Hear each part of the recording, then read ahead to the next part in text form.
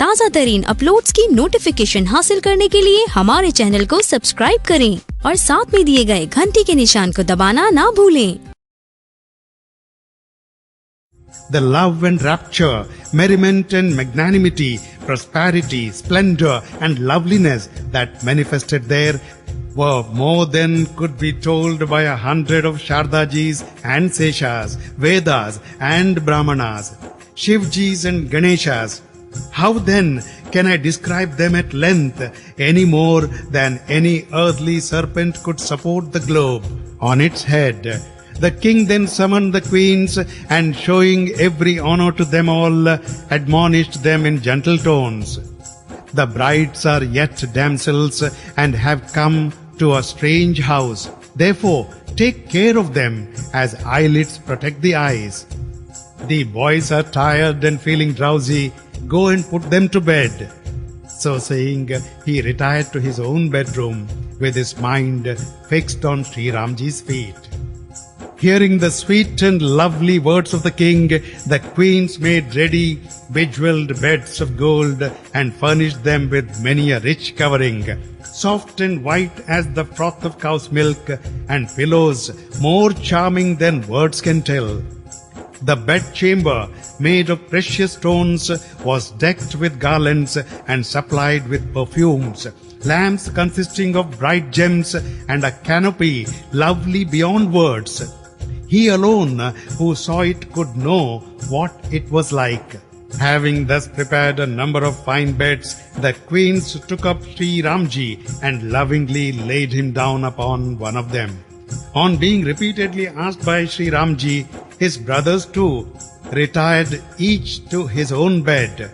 As the mothers gazed on the swarthy limbs of Sri Ramji, so soft and attractive, they all exclaimed in loving accents, "How did you manage, dear child, to kill the most dreadful demoness Tadaka while on your way to the forest? How were you able to slay those monstrous giants, the wicked Maricha and Subahu and their followers, who were formidable warriors and counted none before them in battle? I offer myself, dear child, as a sacrifice for your sake. It was through the goodwill of the sage Vishwamitraji alone that God kept away a number of calamities from you. Even while you and your brother Lakshman guarded the sacrifice, you were initiated into all the secret law. At the mere touch of the dust from your feet, the hermit's wife Ahilya attained salvation, and your glory filled the whole universe.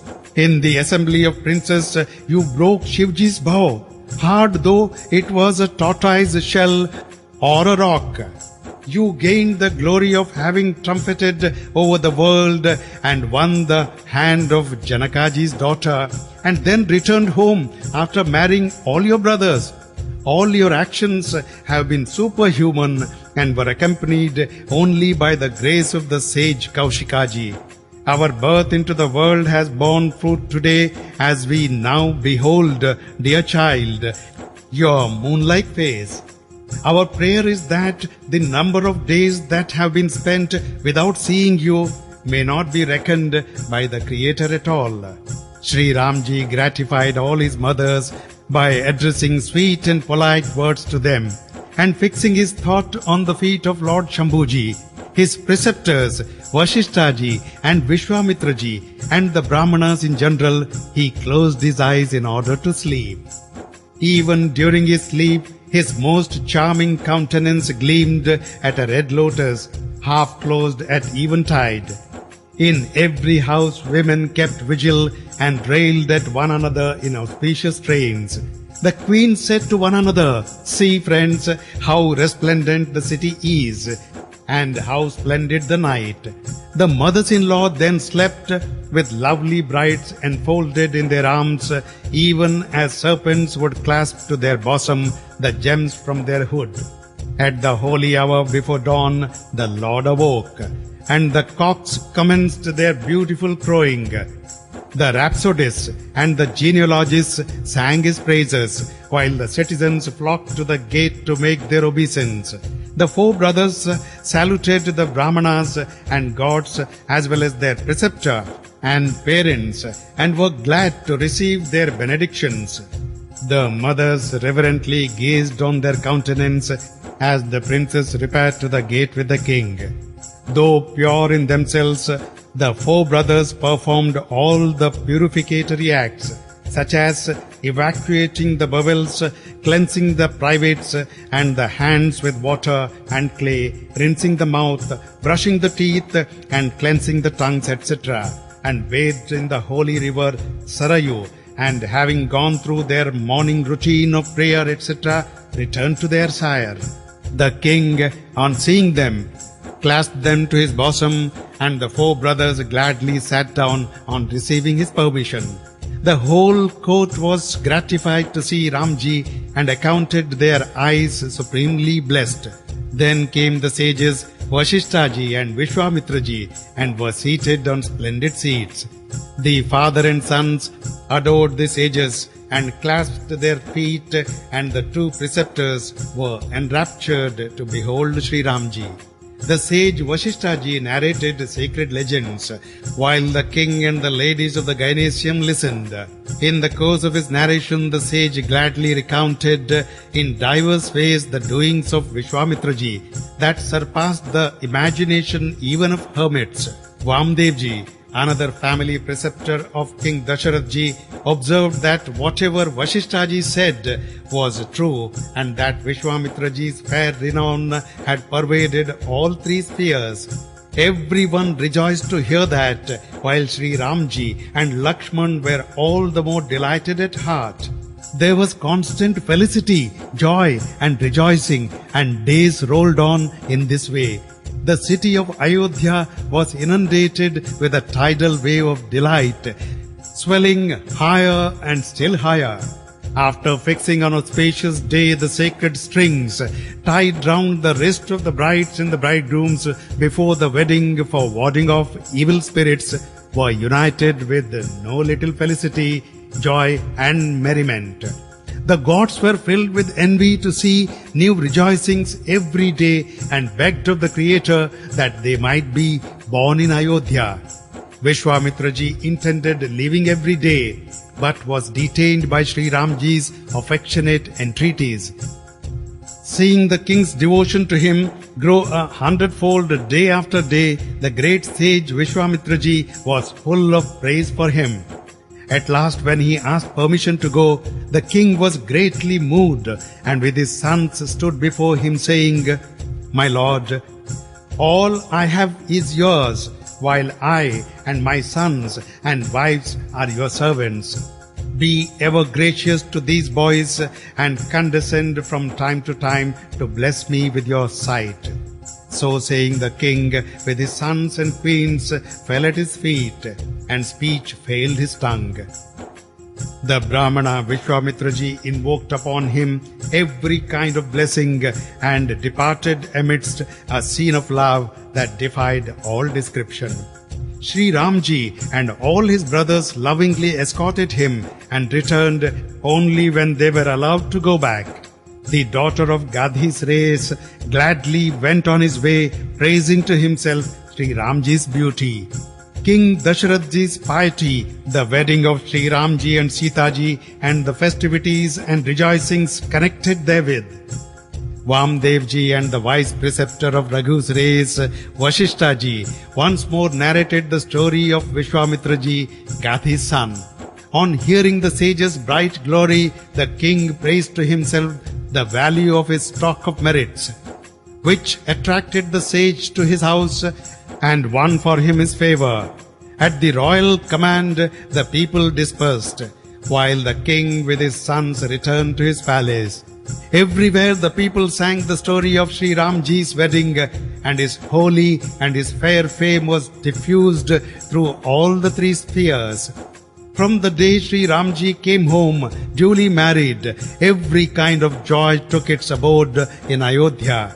The Lord of Serpents, Sesha, could tell, "I know that the glory of Sri Ramji and Sitaji He is the very life and sanctifier of the race of poets and mine of blessings.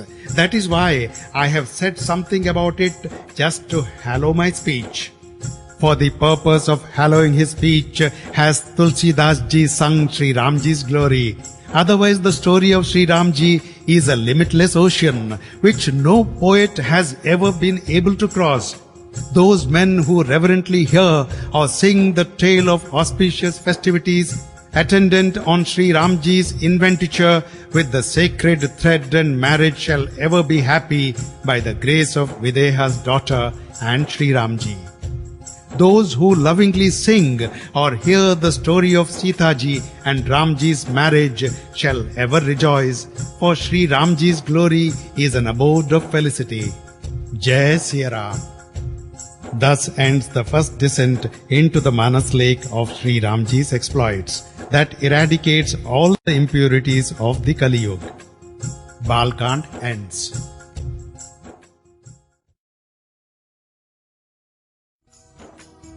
Om Shri Ganeshaya Namaha. Shri Ram Charit Manas. The Manas lake containing the exploits of Shri Ramji, descent to Ayodhya Kand.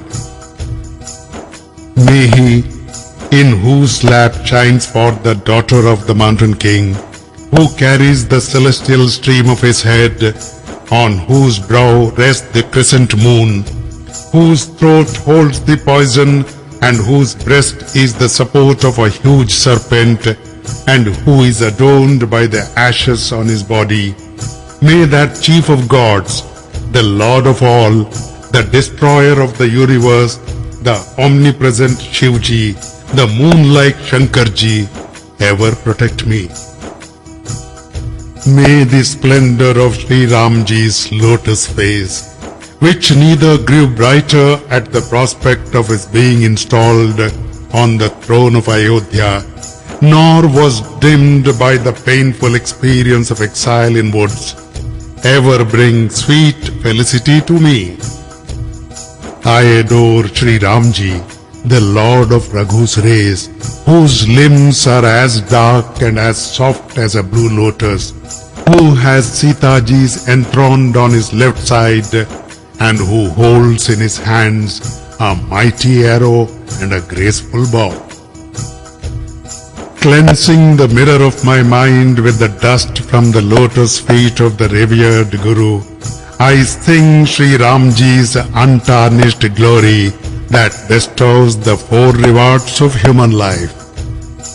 From the day Shri Ramji returned home duly married, there were new festivities and jubilant music every day.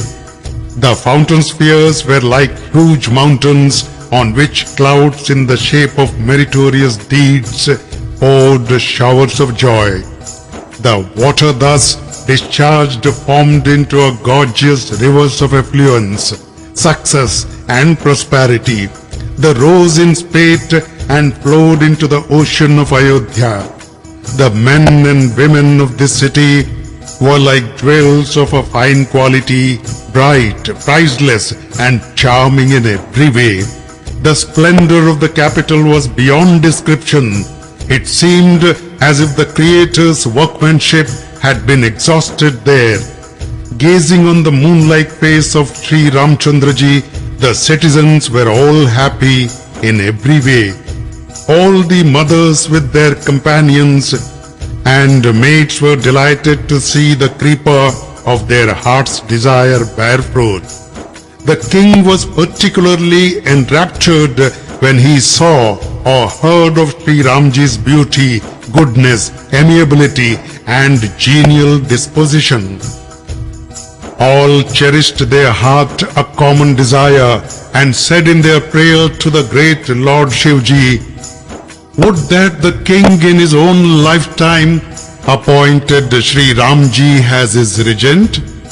One day, the chief of Raghus sat with all his court in the state assembly hall.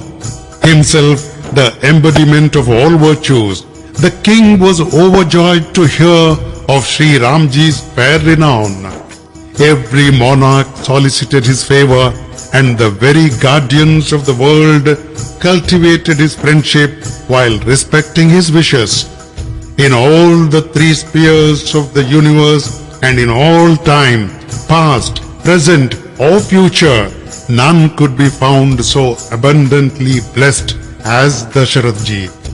Of him who had for his son Ramji the root of all bliss, whatever might be said would fall short of the truth. The king casually took a mirror in his hand and looking at his face in the mirror, set his crown straight. The hair beside his ears had turned grey.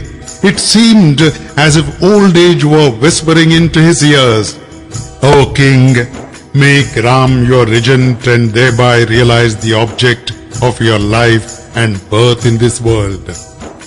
Entertaining this idea in his mind and finding an auspicious day and a suitable opportunity, the king communicated it to Guru Vasishtha ji with his body thrilling over with emotion and his mind filled with rapture. Said the king, "Listen, O chief of sages, Ram is now accomplished in every way. Servants and ministers, nay, all the people of the city and others who are either my enemies or friends or neutrals hold Ram as dear as I do.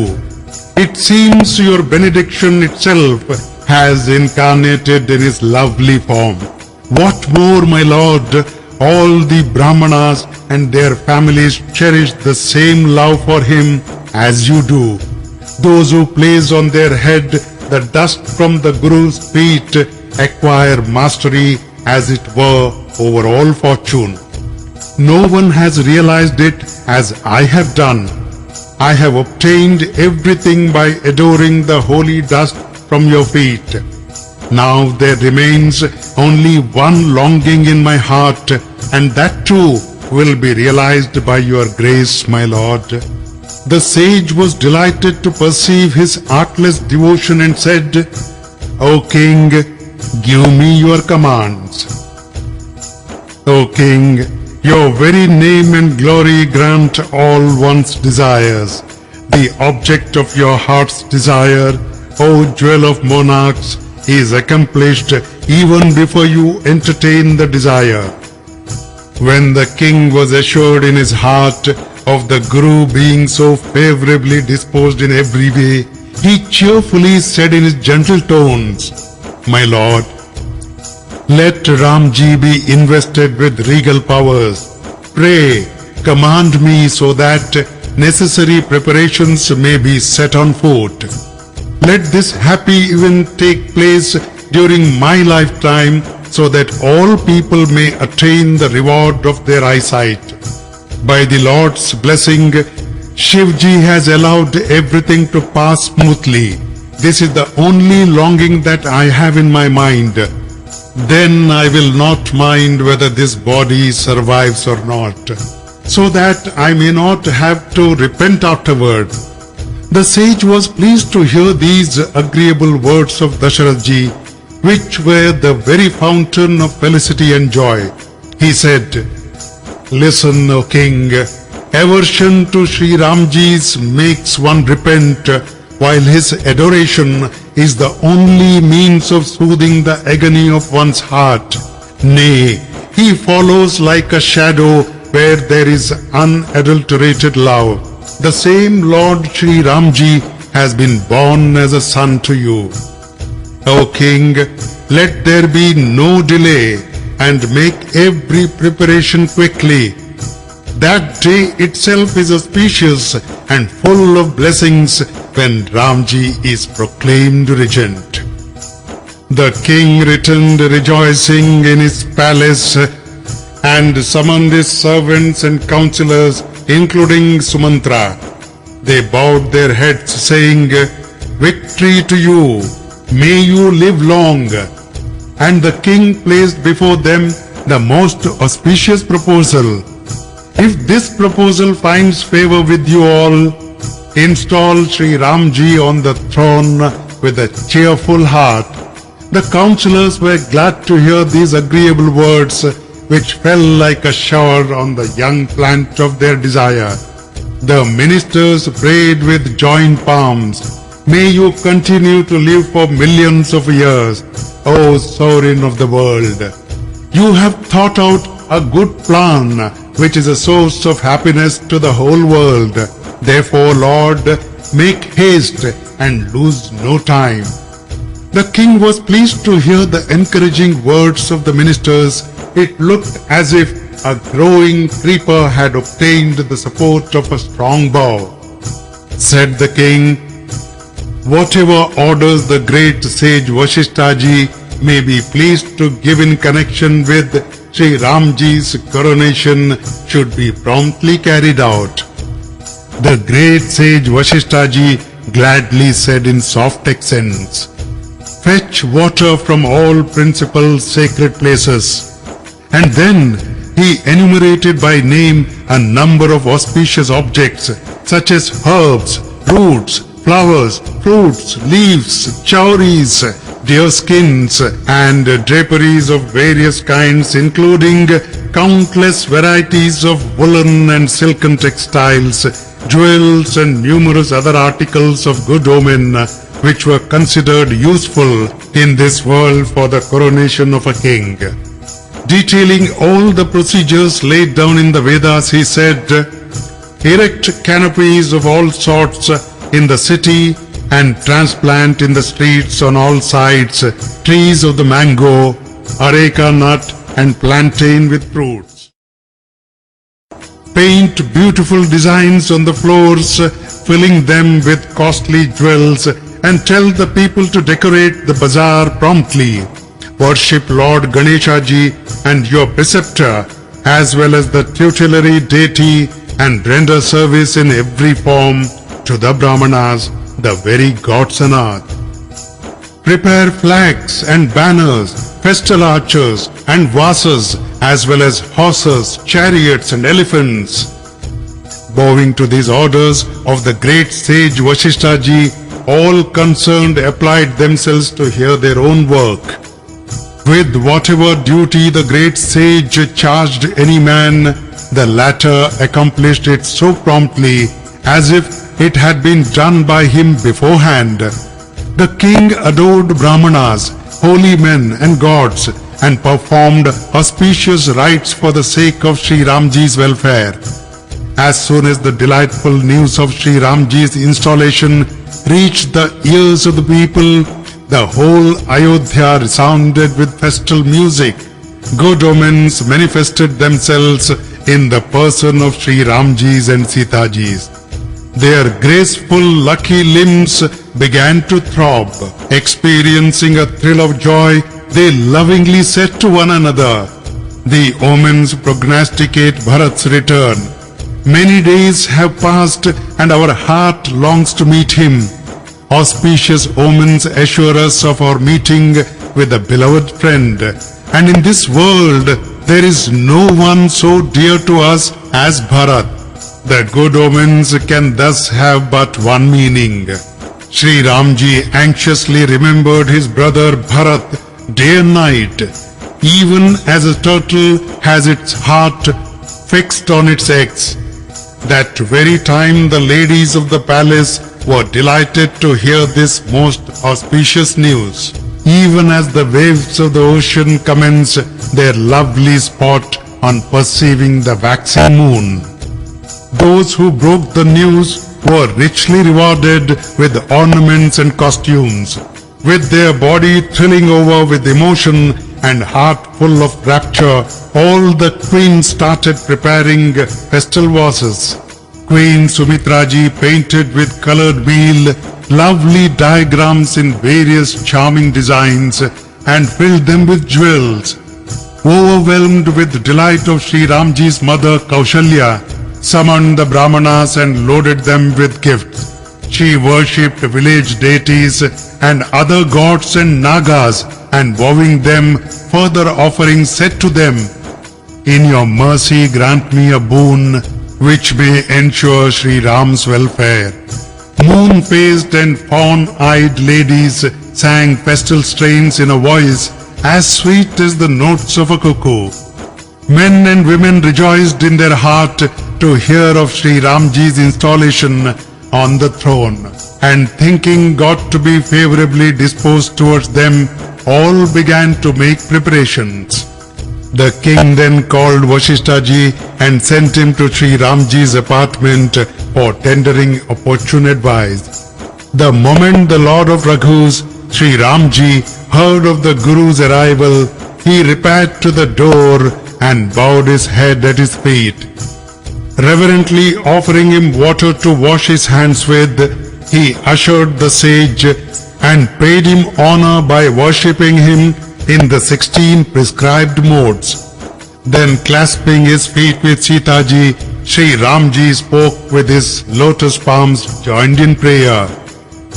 A master's visit to his servant's house is the root of all blessings and panacea for all evils. Yet it would have been more fitting, my lord, for the master to have lovingly sent for the servant and charged him with a duty, for such is the right course. Since, however, my lord has laid aside this authority and showed his affection to me by calling on me, my house has been hallowed today. I am ready to do what I am bid. Holy sir, for a servant is benefited only by serving his master. On hearing these words, steeped in affection as they were, the sage applauded the chief of Raghus, Sri Ramji, and said, "It is but meet, O Ram, that you should say so, the ornament of the solar rays that you are." Extolling Sri Ramji's goodness, amiability and noble disposition, the Lord of Sages, Vasishtha-ji said, thrilling over with emotion, "The king has made preparations for the installation ceremony.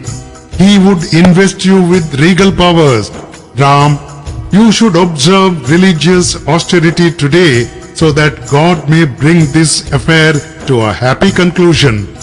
Having admonished him in this way, the Guru returned to the king, while Sri Ramji felt uneasy in his heart and said to himself, "My brothers and myself were all born together, and together have we dined, slept, and played in our childhood. The piercing of our earlobes, our investiture with the sacred thread, wedding, and all other ceremonies have been gone through together. The only unseemly practice in this spotless line is that the eldest should be installed on the throne to the exclusion of his younger brothers. May this loving and graceful expression of regret on the part of the Lord drive away all suspicion from the mind of his devotees." On that very occasion came Lakshman, steeped in love and rapture.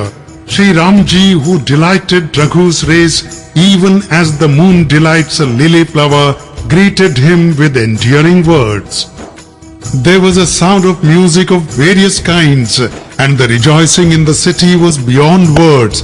All prayed for Bharat's return from his maternal uncles and said to one another, "Would that Bharat came with expedition and obtained the reward of his eyes?" In every bazaar, street, house, lane, and place of resort, men and women talked to one another.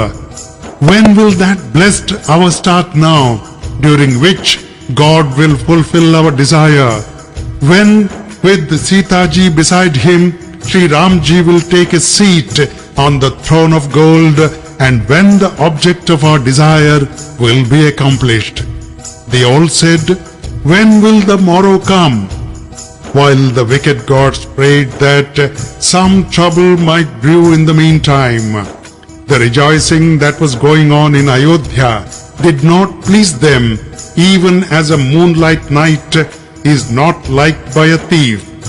Invoking Sharadaji, the god supplicated her, and laying hold of her feet, felt at them again and again.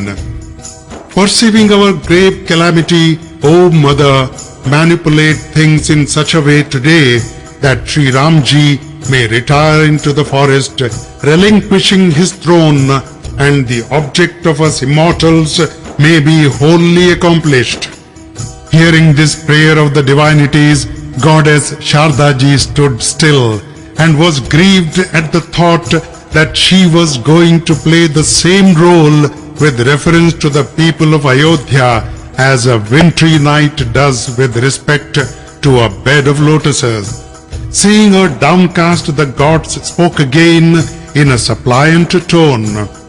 Mother, not the least blame will attach to you, for the Lord of Raghus is above sorrow and joy alike. You are fully acquainted with Shri Ramji's glory. As for the people, every embodied soul is subject to pleasure and pain according to his fate. Therefore, you should go to Ayodhya for the good of the celestials. Clasping her feet again and again, they exerted great pressure on her till she yielded and set out, considering the goods as mean-minded.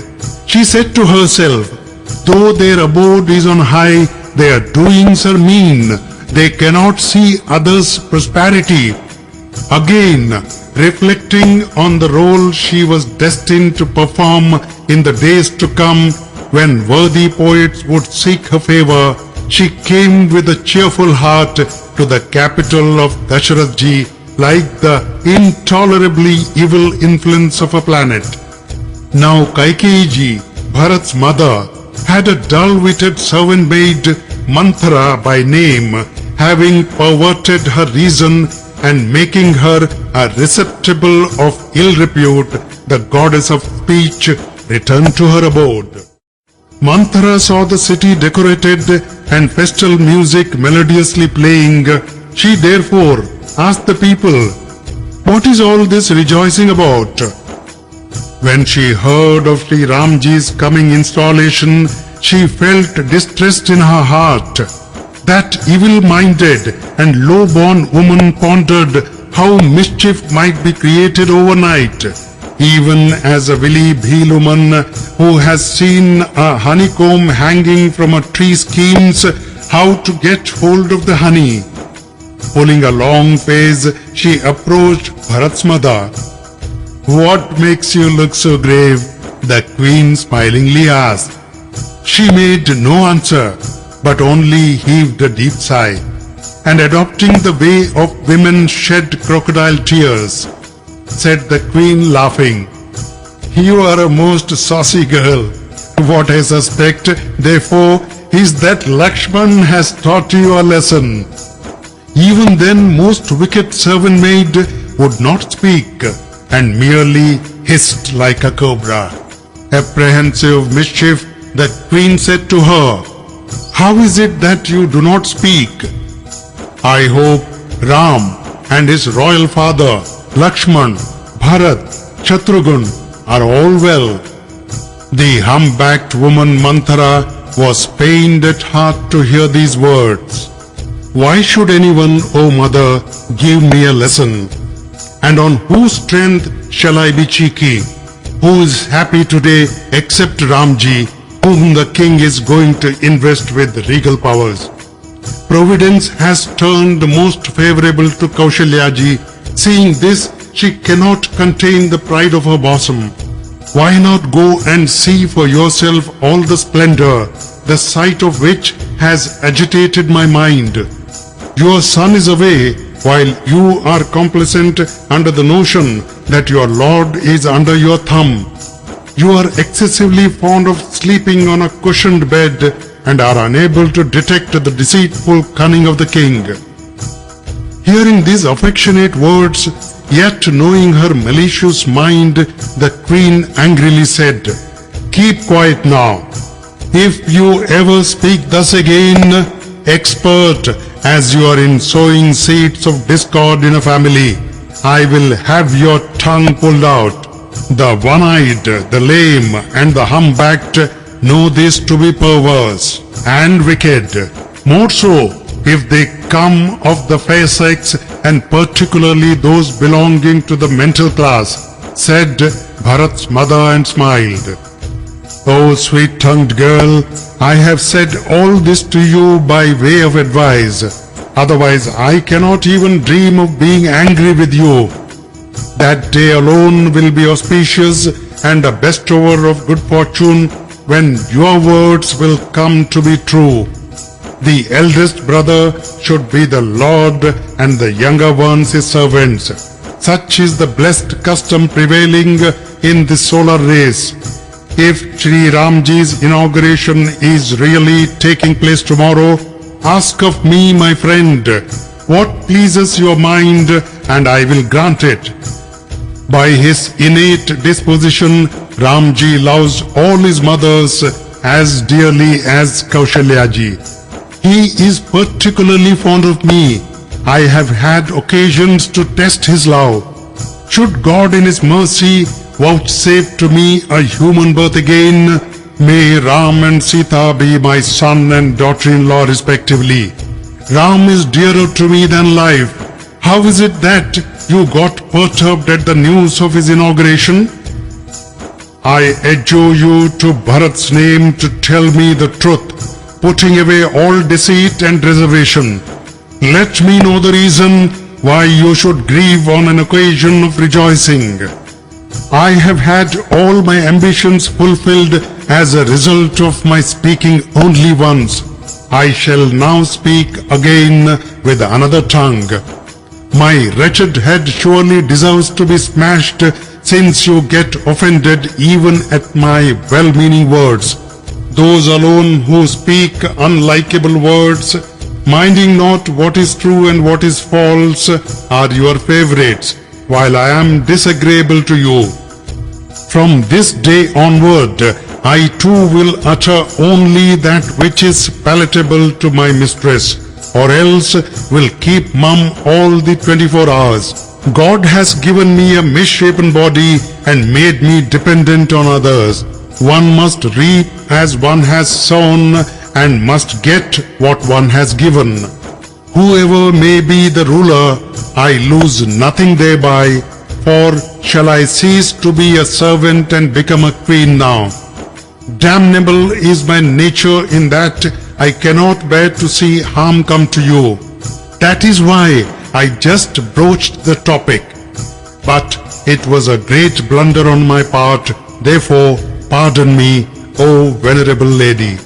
Hearing these pregnant and agreeably deceitful words, the queen, who was a woman with an unstable mind and was dominated by the celestial Maya, reposed her faith in an enemy, mistaking her for a friend. Again and again the queen politely questioned Manthara, hypnotized as she was by the latter's guileful words, like a dove fascinated by the music of Bhil woman. Her mind was changed according to the decree of fate, and the servant maid was pleased to find her plan succeed. She replied, "While you persist in questioning me, I am afraid to open my lips, since you have given me the name of a mischief maker." Thus working up the queen's faith and manipulating her according to her own liking in every way, Manthara, who spelt disaster for Ayodhya like the evil influence exerted by the planet Saturn for a period of 7.5 years, then spoke, "You said just now, O Queen, that Sita ji and Ram ji were dear to you, and that you had endeared yourself to Ram ji. This assertion of yours is true. This is, however, a thing of the past. Those days have now gone by. When the tide turns, even friend becomes foes. The sun fosters the family of lotuses, but in the absence of water, it burns them to ashes. Your co-wife Kaushlya ji would strike at your very root. Protect it by means of a good fence in the form of a remedy. You are free from anxiety on the strength of your husband's love and know him to be under your sway. The king, however, is malicious of mind, though sweet of tongue, while you possess a guileless nature. Ramji's mother Kaushlya ji is clever and deep. Finding a suitable opportunity, she has turned it to account. You must know it is at the suggestion of Ramji's mother that the king has sent away Bharat to his maternal grandfathers. She says to herself, all my other co-wives serve me well, only Bharat's mother, that's yourself, is proud because of her influence with her lord.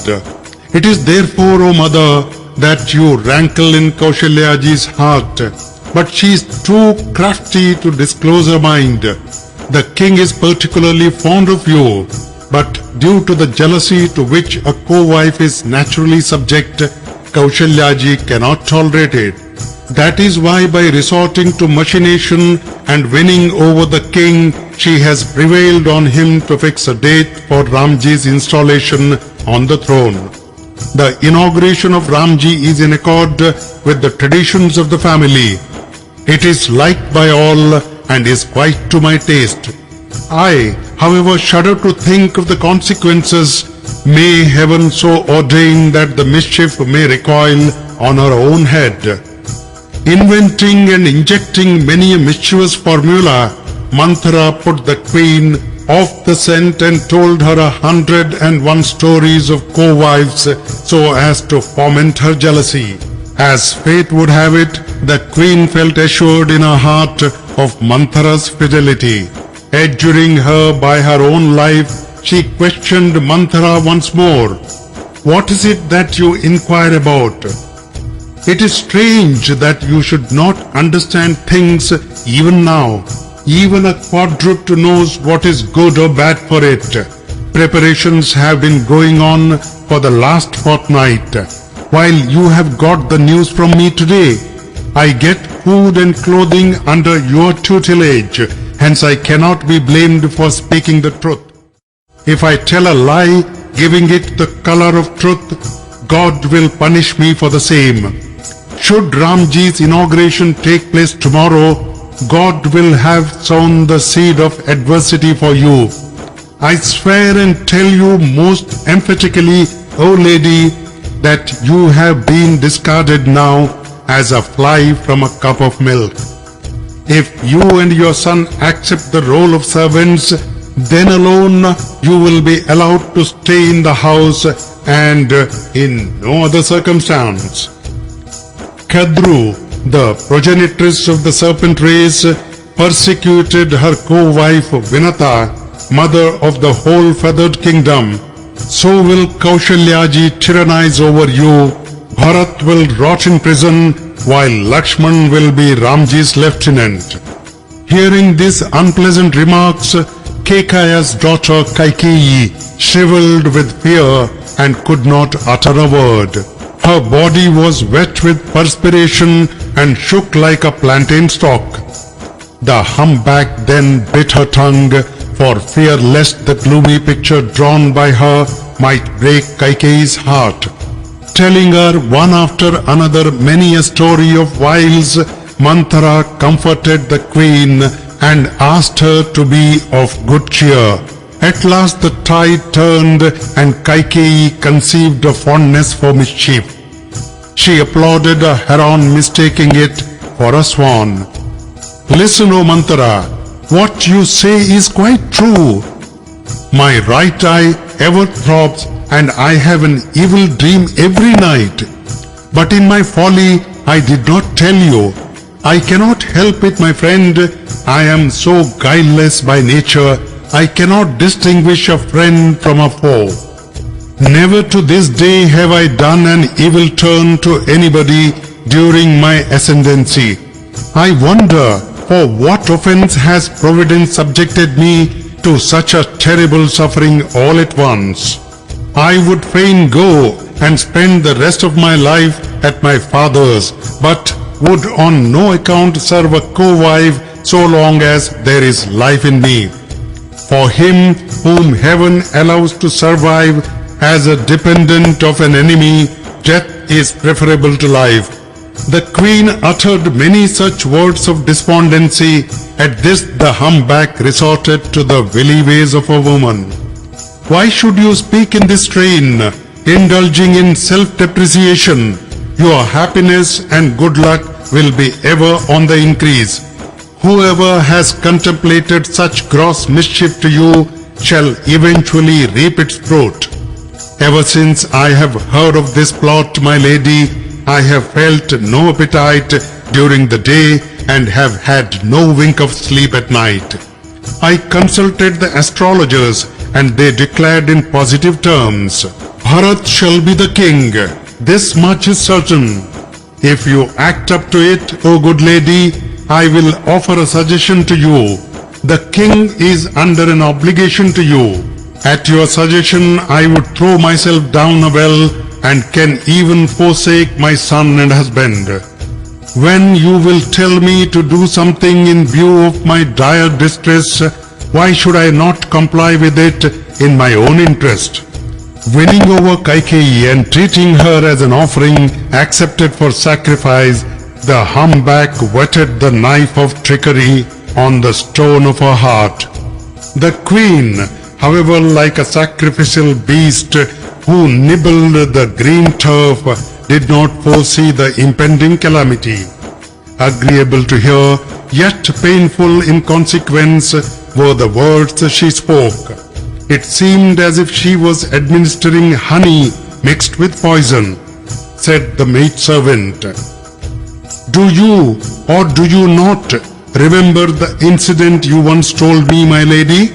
You have in reserve with the king a couple of boons that he once promised you. Ask for them today and soothe your heart. Bestow sovereignty on your son and an abode in the forest of Ramji and rob your co-wives of all their joy. When the king swears by Ramji, ask the boons only then, so that the former may not go back upon his word. The scheme will fail if this night is allowed to pass. Cherish my words as dearer than life. Having thus hashed her very cruel design against the queen, the wretch said, Betake yourself to the sulking room, manage the whole affair discreetly, and be not too ready to believe. Holding the humpback dear as life, the queen applauded her uncommon shrewdness again and again. I have no such friend as you in the whole world, she replied. You have served as a prop to one who was drifting along a stream. If God fulfills my heart's desire tomorrow, I will cherish you, my dear, as the apple of my eye. Thus lavishing every term of endearment on her maidservant, Kaikeyi retired to the sulking room. Discord was the seed and the servant girl Manthara the rainy season, while the evil mind of Kaikeyi served as the soil.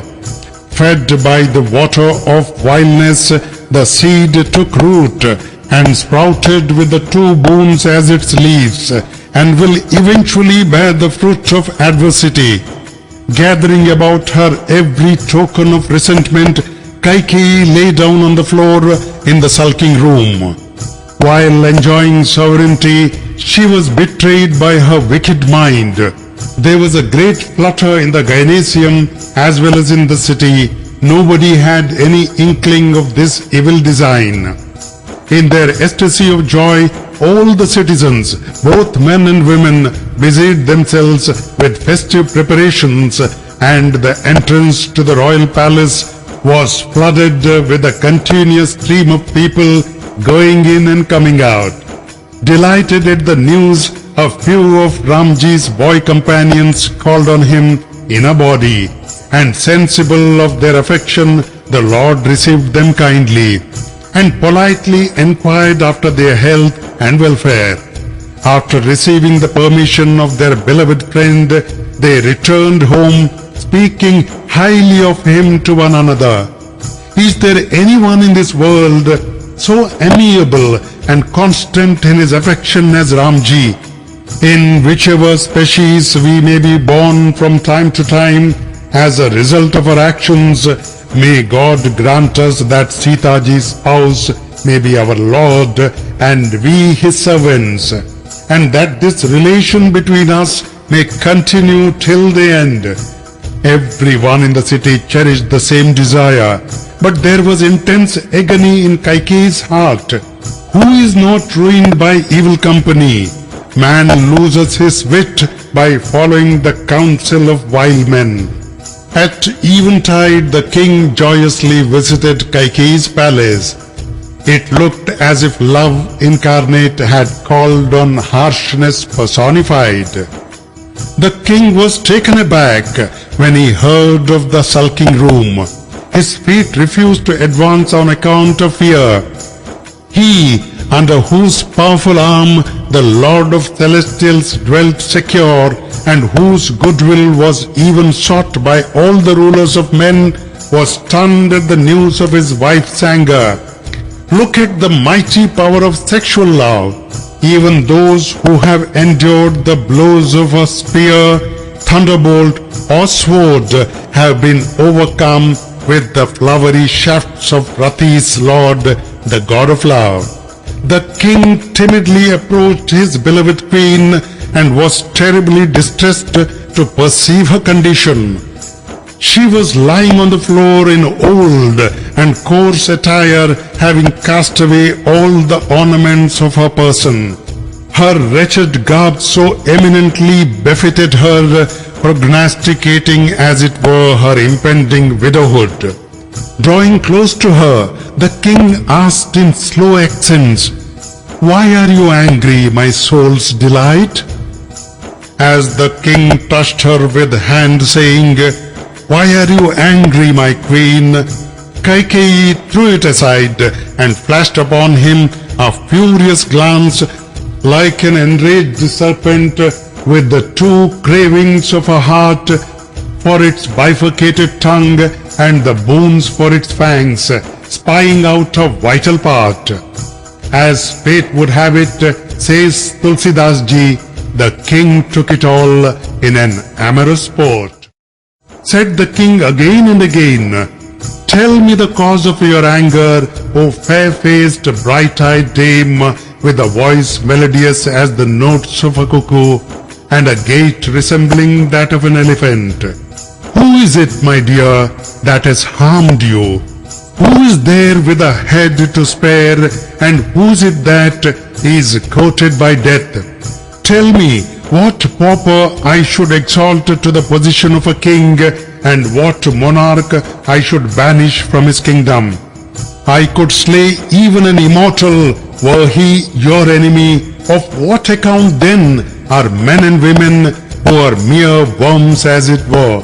You know my disposition, O beautiful lady. My mind is enamored of your face as the Kekora bird is of the moon. O my beloved, my people and my family and all that I possess, my sons, nay, my life itself are all at your disposal.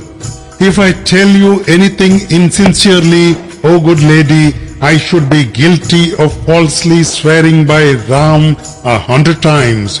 Ask with a cheerful countenance whatever pleases your mind, and adorn your charming limbs with jewels. Distinguish within yourself between an opportune and inopportune hour, and give up, my darling, this unbecoming attire at once." On hearing this, and considering the great oath, the dull-witted Kaikeyi smilingly arose and began to put her ornaments. It seemed as if a huntress was laying the trap at the sight of a deer. Thinking her reconciled, the king spoke again in soft and winning accents, his whole frame thrilling over with emotion. "Your heart's desire, O good lady, is accomplished. Every house in the city is a picture of joy and felicity. Tomorrow I am installing Ram as the Prince Regent. Therefore, O bright-eyed dame, put on a festive garb." The queen's heart, hard though it was, cracked at these words. It seemed as if a festering sore had been unwarily touched. Even such heart-rending agony was disguised by her under the cloak of a smile.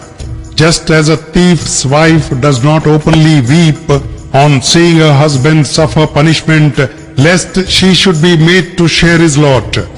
The king was unable to detect her wily designs, tutored as she was by a teacher, Manthara, who ranked foremost among millions of villains.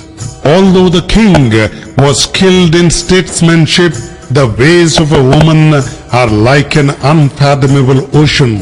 Again, with a greater show of false affection, she smilingly said with a graceful movement of her face and eyes, "You do repeat the word, ask, ask, but you never actually give anything. You promised me a couple of boons, but I am yet doubtful about my getting them." "I have now understood the whole mystery," said the king with a smile.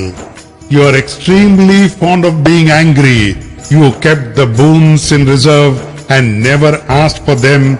As for myself, I forgot all about them, being oblivious by nature. Pray do not level a false charge against me. You might as well ask 4 boons instead of 2.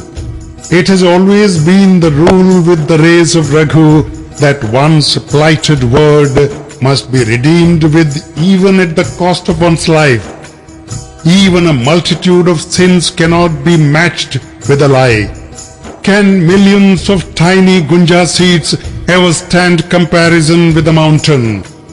Veracity is the root of all noble virtues, as is well known in the Vedas and Puranas, and has been declared by Manu, the first lawgiver of the world, the author of Manusmriti.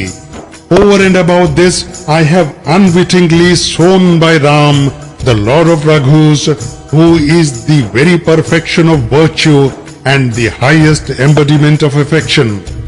Having thus bound him to his word, the evil-minded queen smilingly said, removing as it were the cap from the eyes of her hawk-like plot, "The king's desire to see Ram installed as the Prince Regent of Ayodhya represented a lovely glow, and the joy that prevailed everywhere stood for a host of charming birds.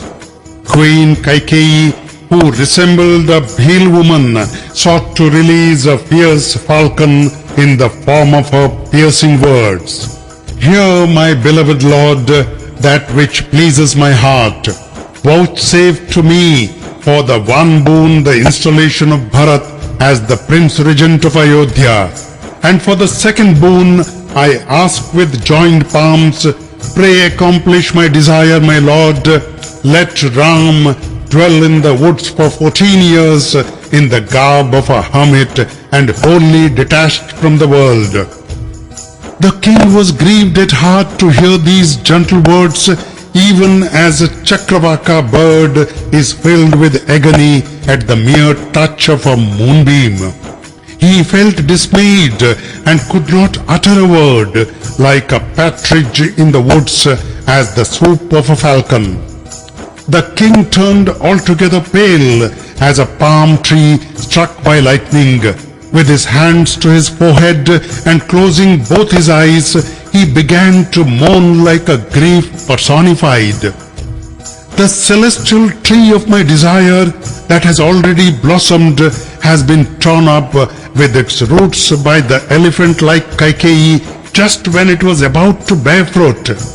She has destroyed Ayodhya and laid the foundation of everlasting misfortune.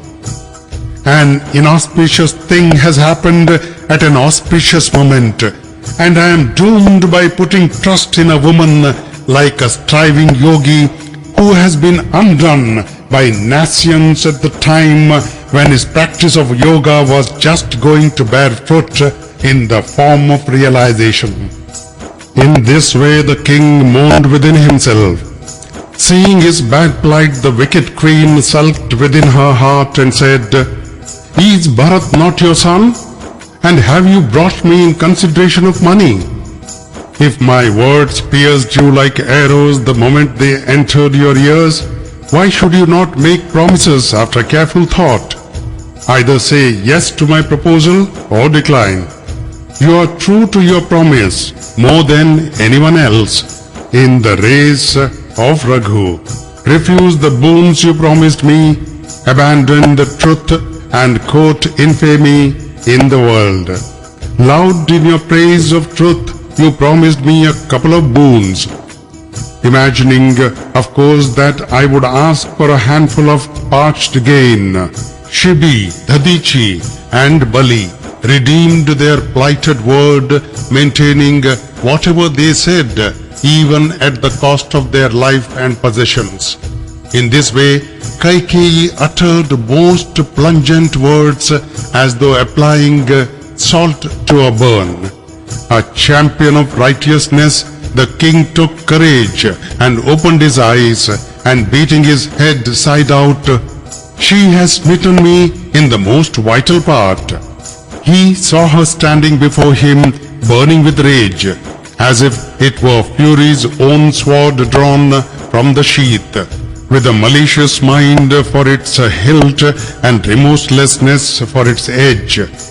Whetted on the grindstone in the shape of the humpback Manthara, the king saw that the sword was dreadful and inflexible, and said to himself, "Is it really going to take my life?" Then, steeling his heart, he politely spoke to her in endearing terms. "My darling, why should you utter such unbecoming words, casting all confidence and affection to the winds? O timid lady, Bharat and Ram are my two eyes. I vouch for it, calling Shankarji as my witness. I will positively dispatch a messenger at daybreak, and the two brothers, Bharat and Shatrughan, will speedily come on hearing the message. Then, after fixing an auspicious date and making all preparations, I will solemnly bestow the kingdom on Bharat. Ram has no greed of sovereignty and is deeply attached to Bharat. I was only going to follow the usage obtaining among the princes, considering the seniority and juniority of the two princes. I sincerely tell you, swearing Ram 100 times, that his mother, Kaushlya, never said a word to me in this connection. No doubt I arranged everything without consulting you, and that is why my cherished desire has not been realized. Now give up your anger and put on a festal garb. A few days hence, Bharat will be the Prince Regent. Only one thing has caused me pain. The second boon that you have asked for is something incongruous. My heart is still burning with the agony caused by it.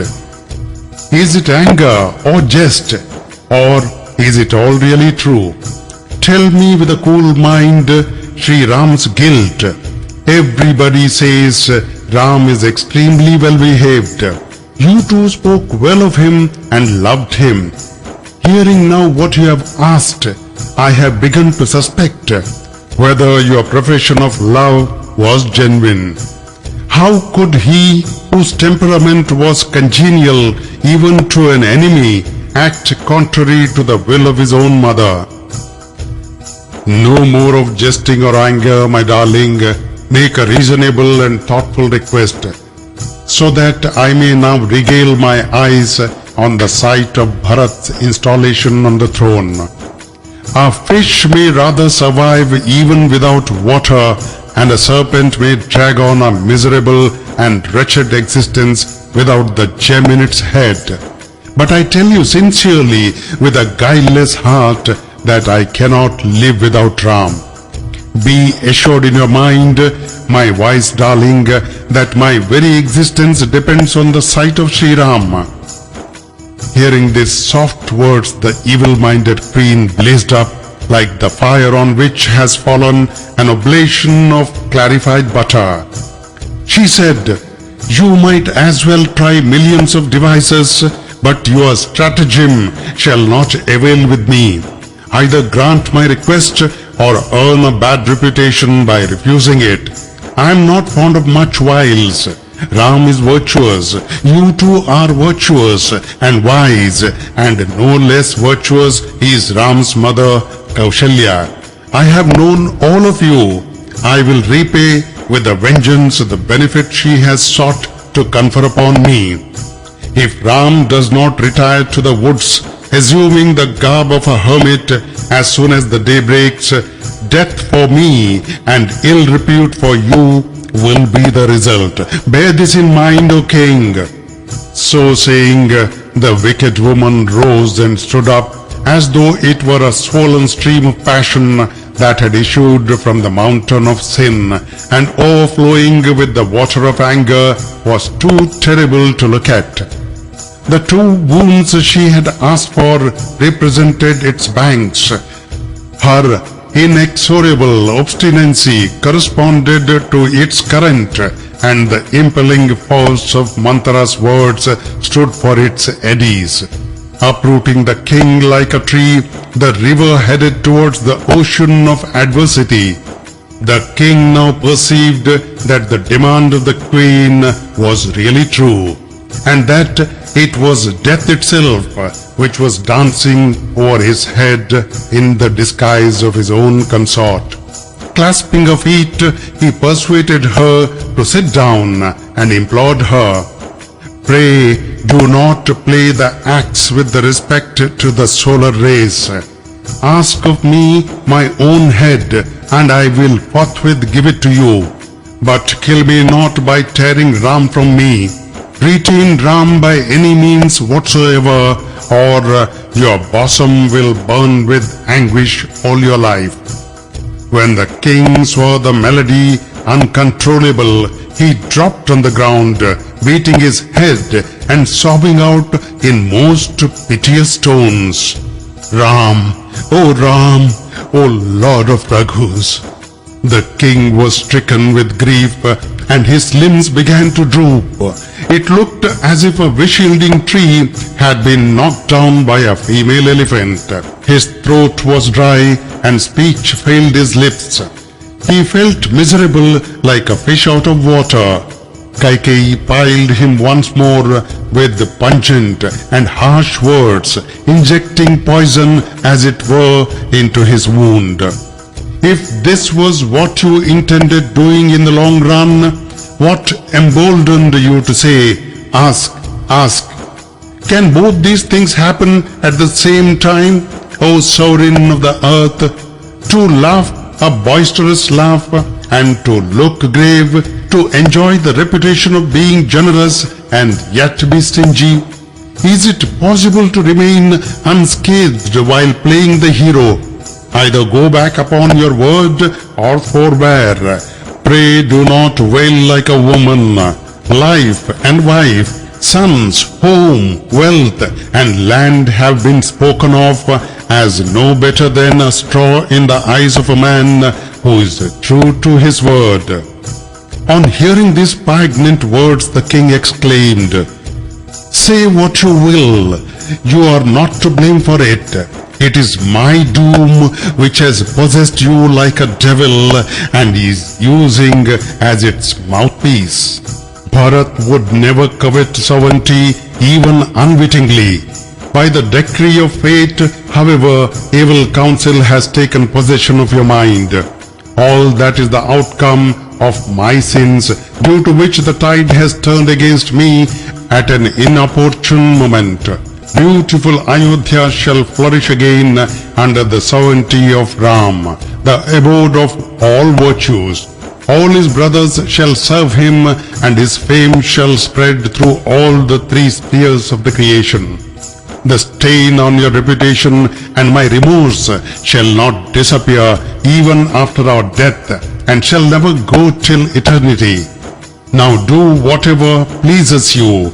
Only keep out of my sight, hiding your face. So long as I live, I beseech you with the joined palms. Pray speak not a word to me again.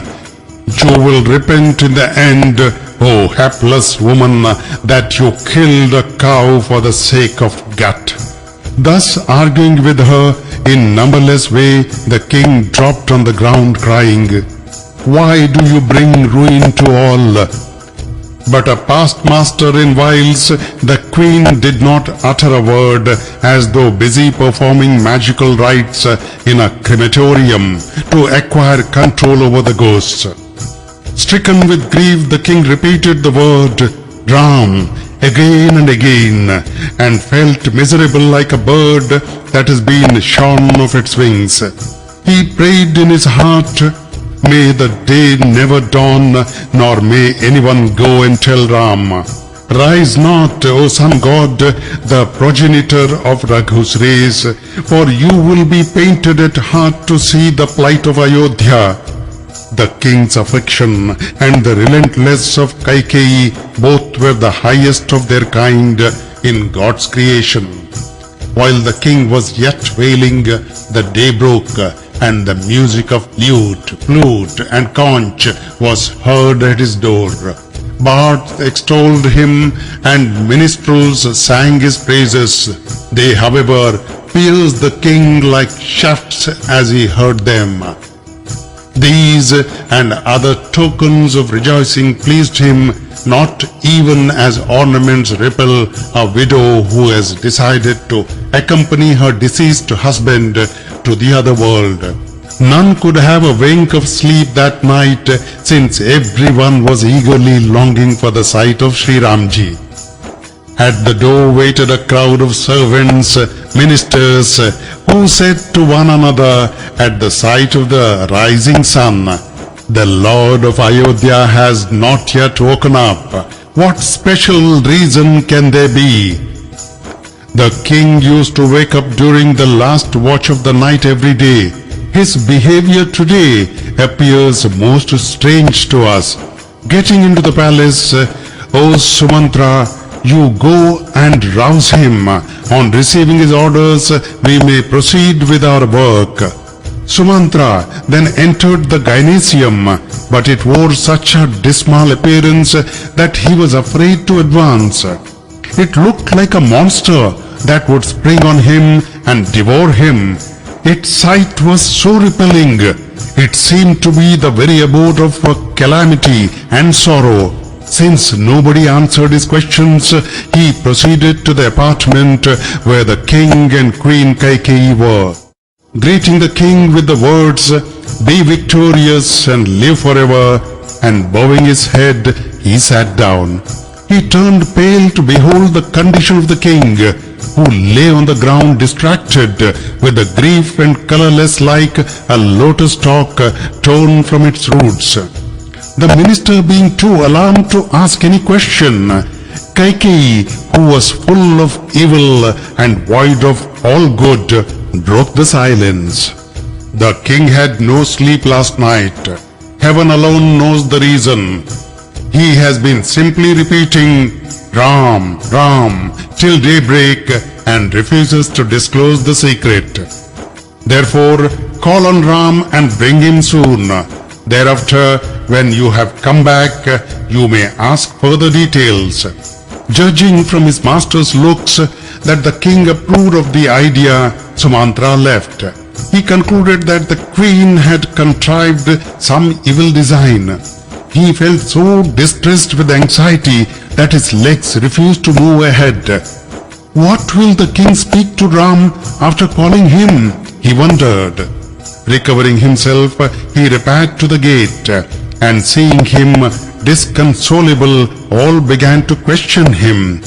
He, however, reassured them all and proceeded to the apartment where the ornament of the solar rays, Shri Ramji, was. When Shri Ramji saw Sumantra coming, he received him with honor, treating the minister on an equal footing with his father. Looking Shri Ramji in the face, Sumantra conveyed to him the royal command and returned with the light of Raghu's rays, Shri Ramji. Shri Ramji followed the minister in an unbecoming manner.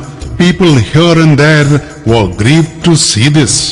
The jewel of Raghu's race went and saw the king in an utterly wretched state, like an aged elephant who had dropped down in terror at the sight of a lioness. His lips got parched and his whole frame burned. He looked like a helpless snake bereft of the gem on his hood. The Lord beheld by the side of his father angry Kekai, who stood there like death personified, counting the last minutes of his life. Shri Ramji was compassionate and soft by nature. He witnessed sorrow for the first time in his life. He had never heard of it before. Yet, recovering himself as the occasion demanded, addressed his mother Kekai in the following sweet words. Tell me, my dear mother, the cause of my father's distress, so that an attempt may be made to remove it. Listen, Ram, the sole cause is this. The king is very fond of you. He had promised me 2 boons of my choice, and I asked whatever I liked. The king, however, was stricken with grief to hear my request, for he cannot shake off the hesitation on your score. Love for his son on one side and his plighted word on the other, the king is placed on the haunts of dilemma. Obey his command if you can, and rid him a severe mental torture. Kekai unhesitatingly spoke these pungent words, which callousness itself was sore distressed to hear. With the tongue for a bow and words for so many shafts, and with the king for delicate target as it were, it looked as if stiffness had taken the form of a great hero and practiced bowmanship. Having communicated the whole incident to the Lord of Raghu's Shri Ramji, she sat like the very incarnation of heartlessness. The son of the solar dynasty, Shri Ramji, the natural fountain of joy, smiled within himself and spoke words which were free from all blemish and were so sweet and agreeable that they seemed to be the very ornaments of speech. Listen, O mother, that son alone is blessed who is devoted to the words of his parents. A son who gratifies his father and mother is rare in this wide world, mother. In the forest I shall get more frequent opportunities of meeting hermits, which will be beneficial to me in every way. On top of it, I have my father's command and your approval to boot, mother. Again, Bharat, who is dear to me as life, will get sovereignty. God is propitious to me in every respect today. If I refuse to proceed to the woods, even under such circumstances, I should be reckoned foremost in an assembly of fools. Those who nurture a castor oil plant, leaving the trees of paradise and barter away nectar for poison, they too will not lose an opportunity like this should they ever get it. Ponder this fact in your mind and realize it, my mother. Only one thing pains me most, mother. I am grieved to see the king sore distressed. That my father should be so overwhelmed with grief over a trifling matter is more than I can believe, my dear mother. The king is stout of heart and a fathomless ocean of goodness. I must have committed some great offense, which prevents the king from speaking out his mind to me. I adjure you, therefore, to tell me the truth. The words of Shri Ramji, the chief of Raghus, were artless and straightforward. Yet the evil-minded Kekai gave them a perverse twist. A leech must always move obliquely, even though the water on which it moves has a smooth surface. The queen rejoiced to find that Ramji inclined towards her proposal and said with a false show of affection, I swear by yourself and Bharat that no other cause of the king's affliction is known to me. You are hardly capable of any offense, dear son, a source of delight that you are to your parents and brothers. What you say is all true. you are devoted to the words of your father and mother. I adjure you to argue with your father, that he may not incur opprobrium in the evening of his life. It is hardly desirable for him to disregard the virtues, truthfulness, etc. that have fetched him a son like you. These polite words adorned her detestable mouth, even as sacred spots like Gaya beautify the accursed land of Magad. All these words from his stepmother sounded pleasant to Ramji in the same way as waters of all kinds are hallowed through their confluence with the holy Ganga. The king's spell of unconsciousness now left him. He remembered Ram and then changed sides. And the minister Sumantra informed him of Shri Ramji's arrival and made humble submission to him in words appropriate to the occasion. Hearing that Shri Ram had come, the king recovered himself and opened his eyes. The minister Sumantra helped this sovereign to a sitting posture when the latter beheld Ram falling at his feet. Overwhelmed with emotion, the king clasped him to his bosom as though a serpent had regained its lost gem. The monarch kept gazing on Shri Ramji, and a torrent of tears streamed forth from his eyes. Overpowered with grief, he could not utter a word and pressed the prince to his heart again and again. He inwardly prayed to God that the Lord of Raghus, Shri Ram, might not be able to proceed to the woods. Invoking the mighty Lord Shivji, he saluted him saying, "Hear my prayer, O ever blissful Lord. Quickly pleased and indiscreetly generous as you are, pray relieve my affliction, knowing me as to be in distress. Dwelling as you do in the heart of all the prompter of actions, so inspire Ram that he may not flout my word and stay at home, casting to the wind all sense of propriety and final affection. Let worldwide disrepute be my lot, and let my good name perish. I would fain be damned to perdition and forgo heaven, the abode of immortals. Subject me to all severe hardships, but let not Ram be screened from your view." The king thus prayed within his heart, but did not open his lips. His mind quivered like an aspen leaf. Perceiving that his father was overpowered with affection, and apprehending that Mother Kaikeyi might utter something again, the Lord of Raghus, Shri Ramji, spoke after due deliberation words which were not only humble but also suited to the place, time and circumstances. "Dear father, I make bold to submit something.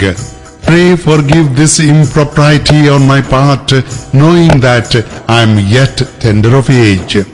You have suffered for a most trifling matter, and the pity of it is that nobody apprised me of it before.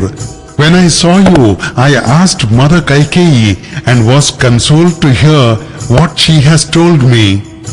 Grieve not out of affection at a time of rejoicing, dear father, and command me with a glad heart." The Lord felt a thrill of joy all over his body as he spoke these words. "Blessed is his birth on the surface of this earth, whose father is rejoiced to hear of his doings. He has in his hand all the four prizes of life, that is, religious merit, material riches, sensuous gratification, and final beatitude. To whom his parents are dear as life. After carrying out your order and having obtained the reward of my life, I shall come back soon. Therefore, be pleased to command me. In the meantime, I shall ask leave of Mother Kaushlya ji and return forthwith. Then I shall proceed to the woods after throwing myself once more at your feet." So spoke Shri Ramji and then departed, while the king was too overpowered with grief to make any answer. This most unwelcome news spread throughout the city, as though the sting of a scorpion had circulated its poison throughout the body. Every man and woman who heard this was distressed, even as trees and creepers are blasted at the very sight of the forest fire. Whoever heard it beat his head wherever he happened to be. The grief was too great to be borne. Their mouths were parched, their eyes streamed, and their heart could not contain their sorrows. It seems as though the army of Pathos has openly pitched its camp at Ayodhya. When everything was ready, God upset the whole plan. Everywhere people abused Kaikeyi. What sense could there be in this wicked woman having set fire to a house that had been newly thatched? She seeks to perceive after tearing out her eyes with her own hands, and wishes to taste poison, throwing away nectar. The crooked, hard-hearted and evil-minded wretch has appeared as fire to burn the cluster of bamboos in the shape of Raghu's race. Sitting on a twig, she has hewn the tree itself. In the midst of joy, she has raised the structure of sorrow. Shri Ramji had always been dear to her as life. What has led to her to resort to such perversity? Seers have truly said that woman's mind is altogether incomprehensible, unfathomable, and shrouded in mystery. Sooner may a man catch his own reflection than know the ways of a woman. What is there that fire cannot consume? What is there that cannot be engulfed by the ocean? What is there that a powerful woman, miscalled powerless Abala in the common parlance, cannot accomplish? And what creature is there in the perishable world that death cannot devour? Having first ordained one thing, the Creator has now ordained quite the reverse of it. Having shown us one spectacle, He would not show us quite another. Some people said, the king has not done well. He has not been discreet in granting the wicked woman her request, whereby he has willfully courted all this tragedy. By allowing himself to be ruled by a woman, he has lost his wisdom and goodness, as it were. Others who as saner did not blame the king, recognizing as they did his high standard of morality. They repeated at length to one another the narratives of Shibiji, Dadichiji and Harishchandraji. Some suggested that Bharat's connivance, while still others passively heard what their companion said. Others stopped their ears with their hands and bit their tongue as they exclaimed, "This is untrue. All your merits will be destroyed as you utter these words. Shri Ramji is dear to Bharat as his own life. Sooner shall the moon rain sparks of fire or nectar have the same effect as poison than Bharat ever dream of doing anything prejudicial to the interest of Shri Ramji." Some blamed the Creator who had offered nectar but actually given them poison. The whole city was astir and everyone felt distressed. There was deep agony in their heart and their briskness was gone. Brahmana matrons and other venerable and elderly ladies of the royal family and such other ladies as were most dear to Kaikeyi began to expostulate with her, praising her amiability, but their words pierced her like shafts. "You have always said, and the whole world knows it, that Bharat is not so dear to you as Ramji. You have borne natural affection towards Ramji. For what offense do you exile him to the woods today? You have never harbored jealousy towards your co-wives. Your loving disposition and credulity are known throughout the land. What wrong has Kaushalyaji done you now due to which you should have hurled this thunderbolt against the whole city? Will Sita ji forego the company of Shri Ramji or Lakshman choose to stay at home? Will Bharat enjoy the sovereignty of Ayodhya or the king survive without Ramji?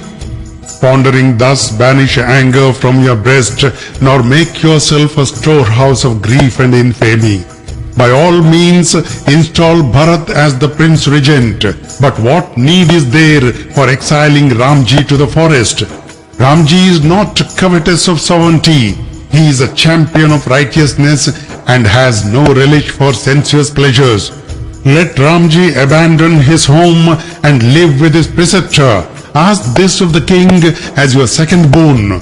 In case you do not follow our advice, you will gain nothing.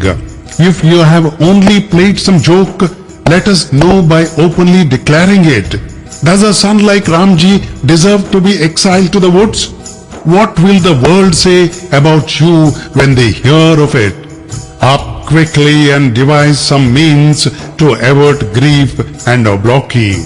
Devise some means to avert grief and infamy and save your family.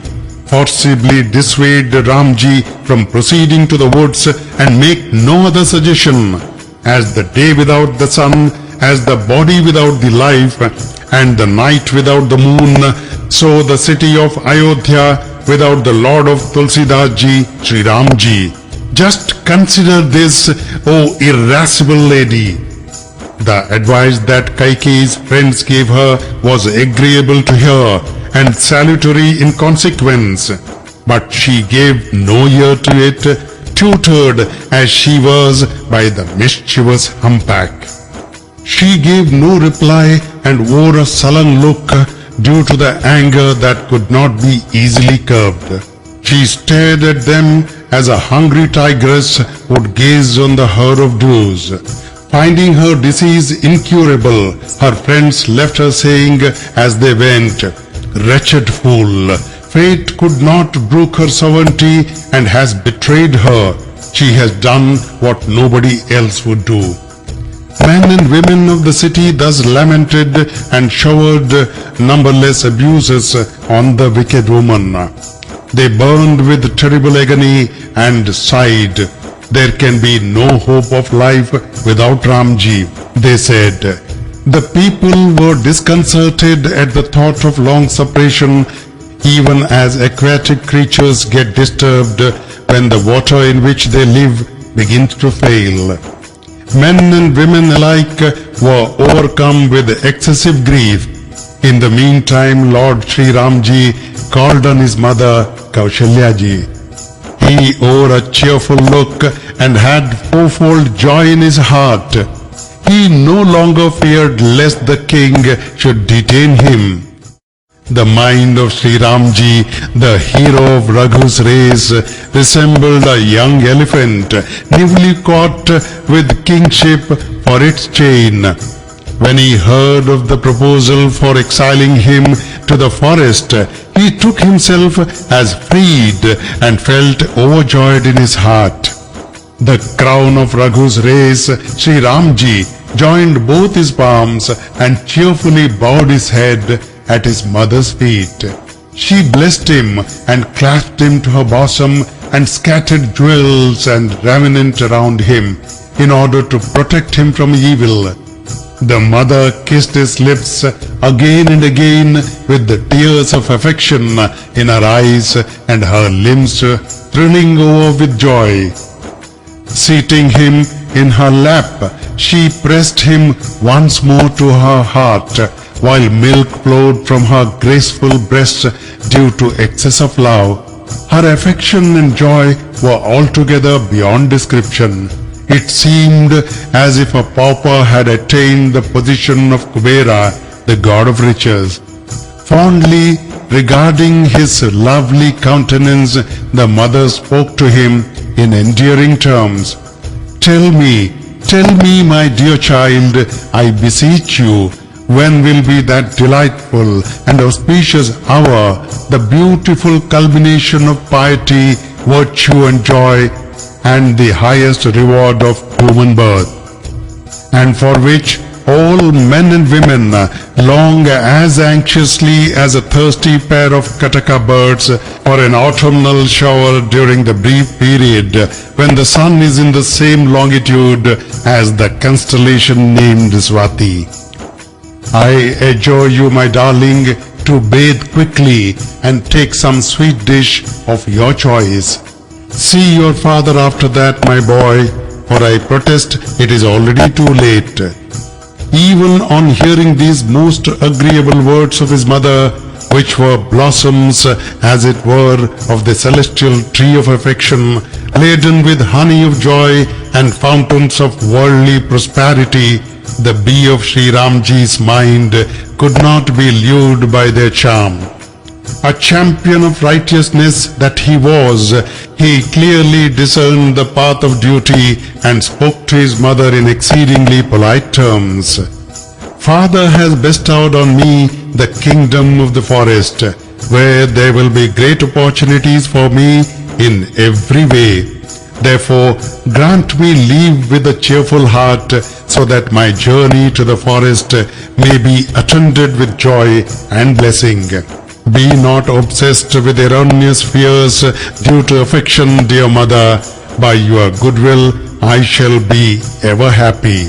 Spending 4 years and 10 in the forest, and having obeyed my father's commands, I will come back and behold your feet again. Be not sad at heart. The gentle and sweet words of Shri Ramji, the chief of Raghus, pierced the mother's heart and rankled there. Alarmed to hear his serene speech, she turned pale in the same way as the Javasa plant is blasted by a shower in the monsoon. The agony of her heart was beyond description, like that of a dove that has heard a lion's roar. Her eyes were wet with tears, and her body violently shook like a fish that had got inebriated by sucking the scum raised by the first monsoon shower. Recovering herself and looking her son in the face, the mother spoke in faltering accents. My boy, you are dear as life to your father, to whom it is a constant delight to watch your doings from day to day. He had got an auspicious day fixed for installing you as the Prince Regent. For what offense has he asked you to proceed to the woods? Let me know the reason, my darling. Who is it that has served as fire to consume the solar rays? Reading in Shri Ramji's eyes his tacit consent, Sumantra's son, who had obviously accompanied the prince, explained the reason. The mother was struck dumb, as it were, to hear the episode. The state of her mind could not be described in words. She could neither detain her son nor yet say, "Go." She felt terrible agony in her heart in either event. It seemed as though one was going to write moon and wrote Rahu instead through a slip of the pen.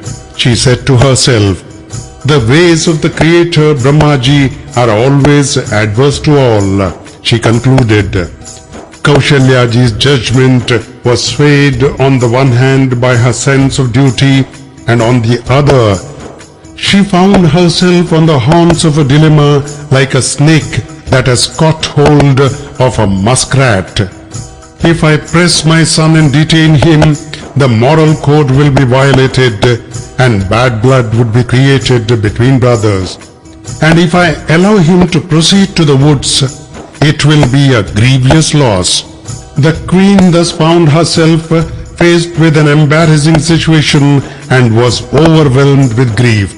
Again, realizing the duty of a woman and remembering that both Ramji and Bharatji were equally her sons, the prudent Kaushalyaji, Shri Ramji's mother, who had a guileless disposition, spoke as follows with great courage. "You have done well, my child.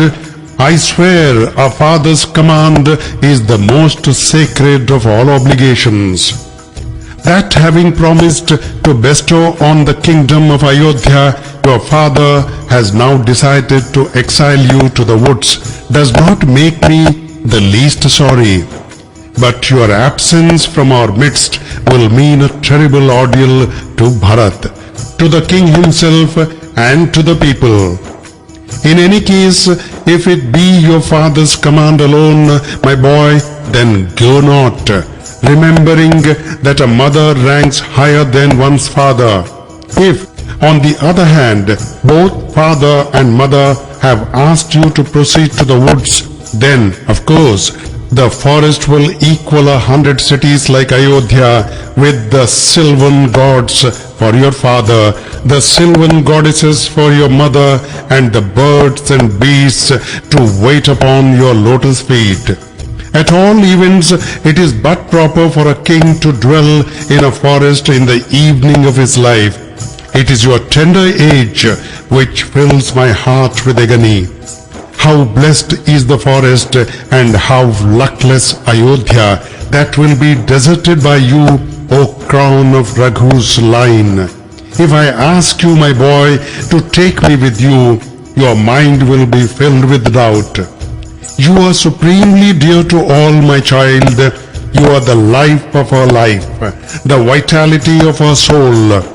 As such, you say, Mother, I go to the forest, while I remain rooted to my seat, even on hearing these words, and repent.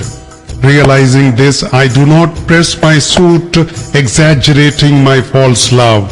I only pray that remembering me as the mother, you should not allow me to slip out of your mind. May all the gods and manes protect you, O Lord of the earth, as the eyelids protect the eyes. The term of exile is like water, while your near and dear ones resemble the fish that live on it. As for yourself, you are a fountain of mercy and a champion of virtue. Remembering this, please devise some means to see that you come back in time to find them all alive. I adjure you to proceed to the woods in good cheer, abandoning your servants, family, and the whole city. The fruit of everyone's meritorious deeds is exhausted today, and the tide of fortune has turned against us, assuming a sullen aspect. Thus, wailing in many ways, Mother Kaushlya ji clung to Shri Ramji's feet, accounting herself the most unlucky woman. Her heart was filled with terrible and deep agony, and the profusion of her wailings was beyond all description. Shri Ramji lifted his mother and pressed her to his bosom, and then comforted her with soothing words. That very moment Sita ji heard the news and rose in great agitation. She approached her mother-in-law, reverenced her lotus feet, and sat down bowing her head. The mother-in-law blessed her in gentle accents and felt distressed when she regarded her most delicate frame. With her head bent low, Sita ji, who was beauty personified and cherished unalloyed love towards her lord, sat reflecting. The lord of my life would depart to the forest.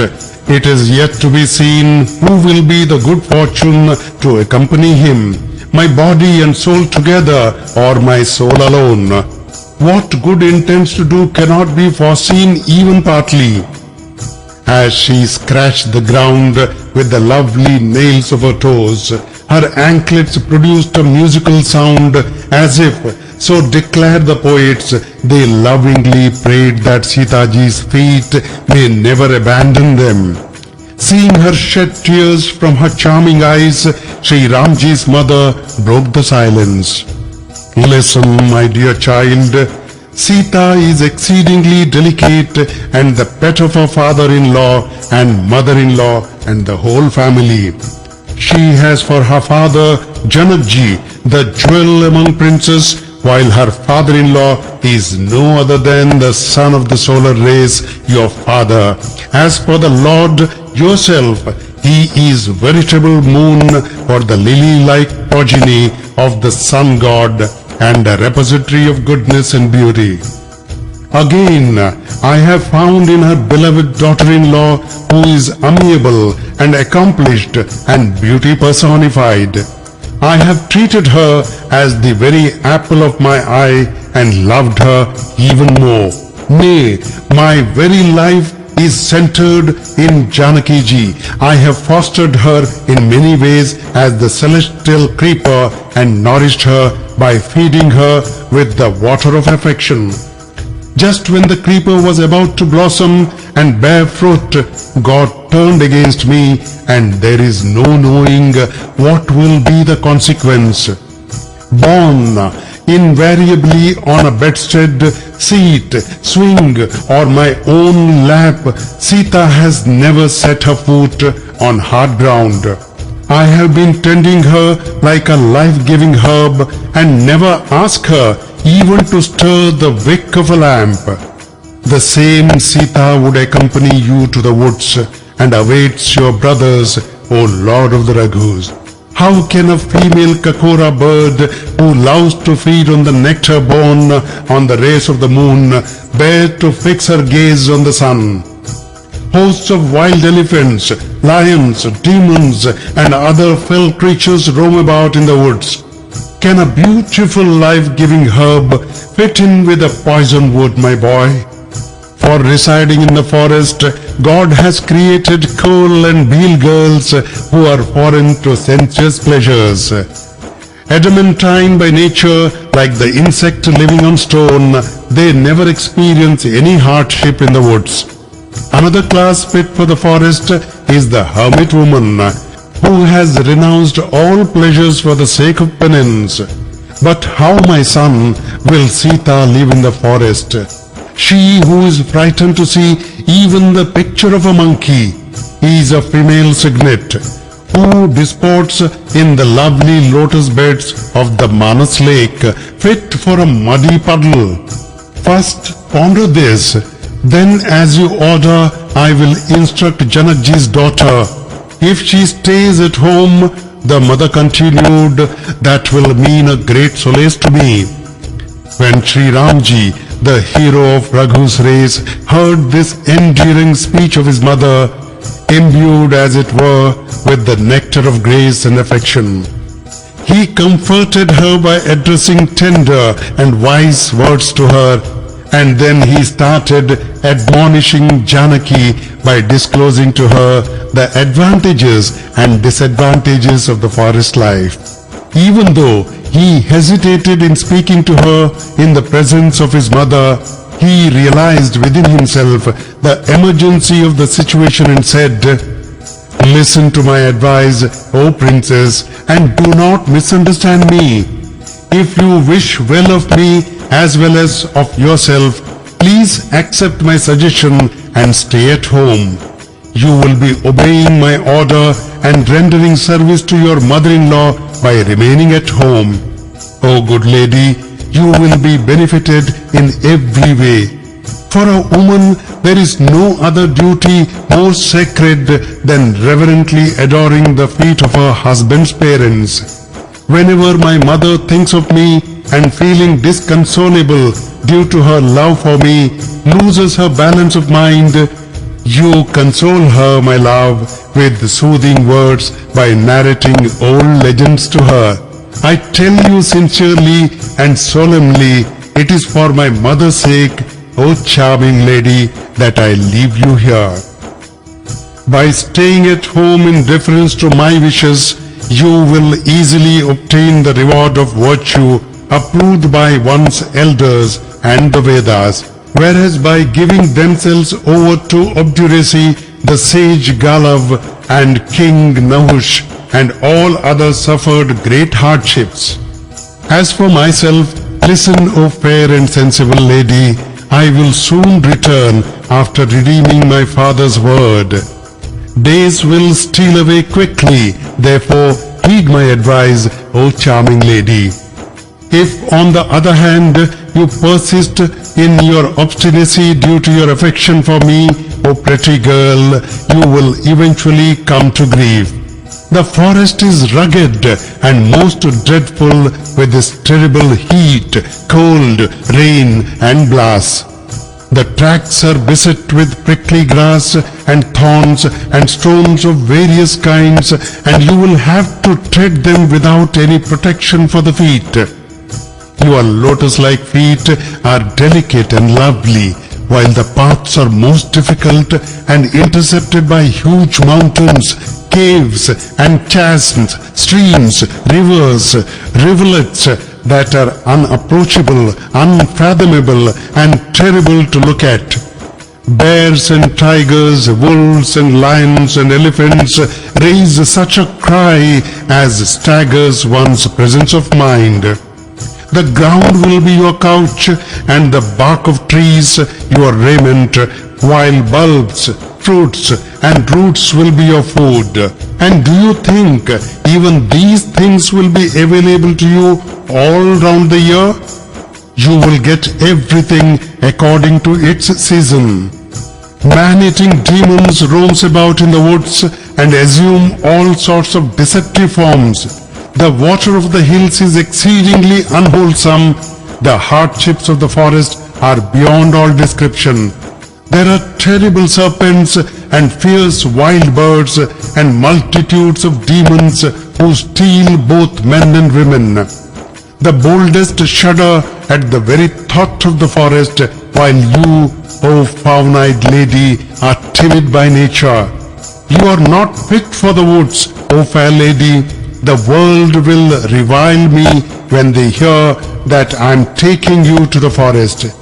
Can a female cygnet who has been brought up in the nectarian water of the Manas lake live in the salt water of the ocean? Can a cuckoo that has made merry in a young mango grove have its appropriate place in a thicket of karela bushes? Pondering this in your heart, stay at home, O moon-faced lady. The hardships of the forest are great. He who does not reverently follow the advice of a disinterested friend, preceptor and master has to repent fully at heart and surely harms himself. When Sita ji heard these soft and winning words of her beloved Lord, her lovely eyes filled with tears.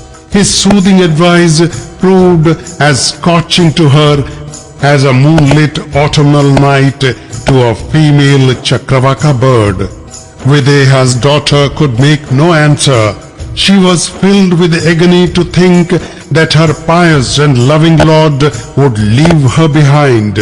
Perforce restraining her tears, Earth's daughter took courage and throwing herself at her mother-in-law's feet, spoke to her with her two palms joined together.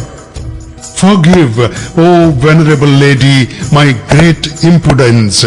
The Lord of my life has tendered me only such advice as conducive to my best interests. I have, however, pondered within myself and realized that there is no calamity in this wood as great as being torn away from one's beloved Lord. O Lord of my life, O abode of mercy, handsome, genial and wise, O moon for the lily-like race of Raghu, without you, heaven would be as obnoxious as hell. Father and mother, sisters and dear brothers, beloved kinsmen and friends, father-in-law and mother-in-law, preceptor and relatives, allies and even sons, however good-looking, well-behaved and congenial, nay, whatever ties of affection and kinship there exist, to a woman bereft of her beloved Lord, they are far more tormenting than the scorching sun. Life, riches, house, land, city and kingdom, all these are mere accoutrements of woe to a woman bereft of her Lord. Luxury to her is loathsome like a disease and ornaments a burden, while the world is like the torments of hell. Without you, O Lord of my life, nothing in this world is delightful to me, As the body without a soul and river without water, even so my Lord is a woman without her husband. In your company, my Lord, I shall be happy in every way so long as I behold your countenance resembling the cloudless moon of an autumnal night. Birds and beasts will be my kindred, the forest my city, and the bark of trees my spotless robes. And a hut of leaves in the company of my Lord will be as comfortable as the abode of gods. The generous-hearted sylvan gods and goddesses will take care of me like my own father-in-law and my mother-in-law. A charming litter of grass and tender leaves will in the company of my Lord vie with Cupid's own lovely cushion. Bulbs, roots and fruits will be my ambrosial food, while mountains will be as good as 100 royal mansions of Ayodhya. Gazing on the lotus feet of my Lord every moment, I shall remain as cheerful as a female Chakravaka bird during the daytime. You have mentioned a number of hardships and perils, woes and afflictions attendant with forest life, but all this put together will hardly compare with an iota of the pangs of separation from my Lord, O fountain of mercy. Bearing this in mind, O crest jewel of wise men, take me with you. Pray do not leave me behind.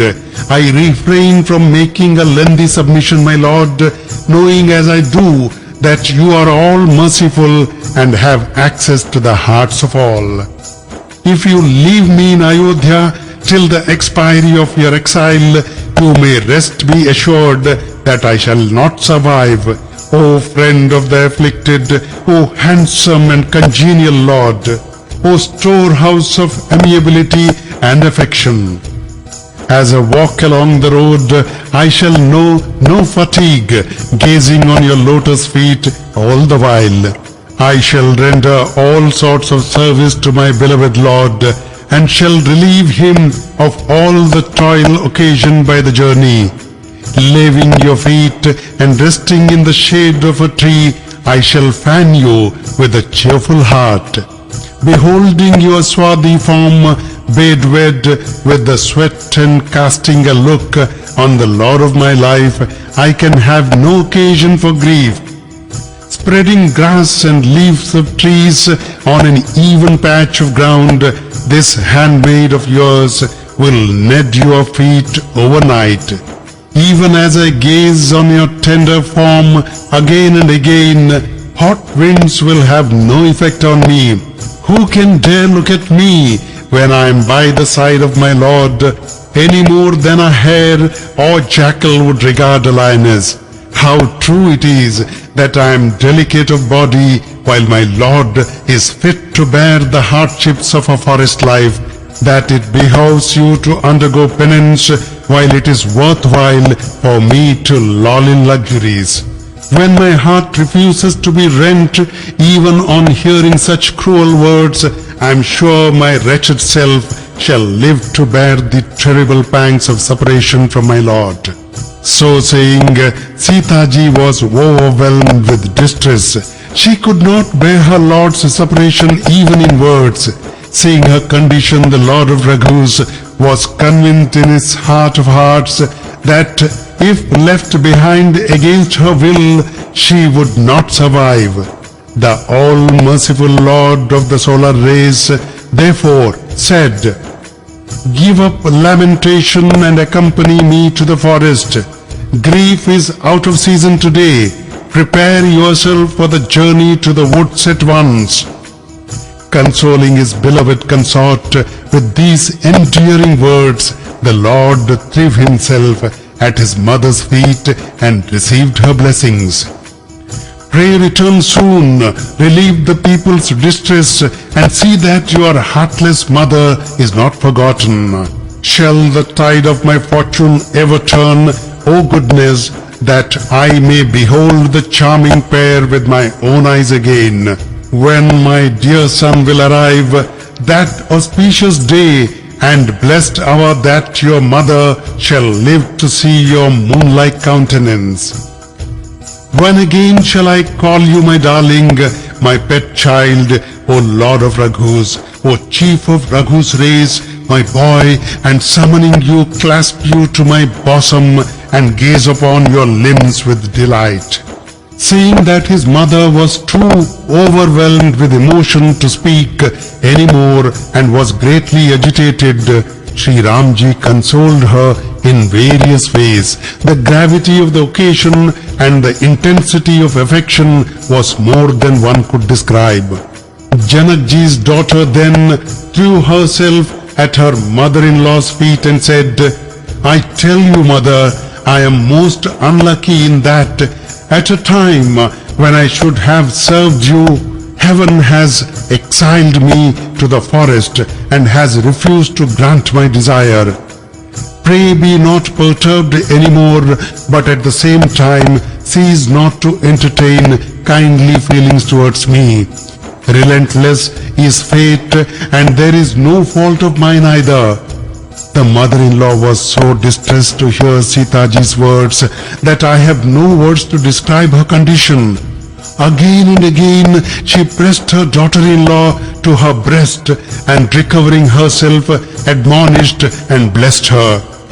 May the blessed state of your wifehood, the longevity of your husband, know no break and endure so long as the streams of the Ganga and Yamuna continues to flow.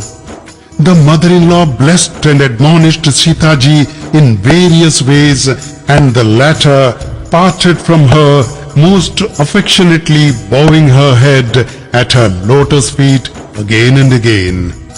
When Lakshman got the news, he started up in confusion and ran with a doleful face, trembling all over, with his hair standing on end and eyes full of tears. He clasped Shri Ramji's feet, much excited with emotion. He was unable to speak and stood gazing piteously like a fish taken out of water. There was anxiety in his heart. What is going to happen? Oh good heavens, he said to himself. All my joy and merits are over now. What will the Lord of Raghus commend me to do? Will he leave me at home or take me with him?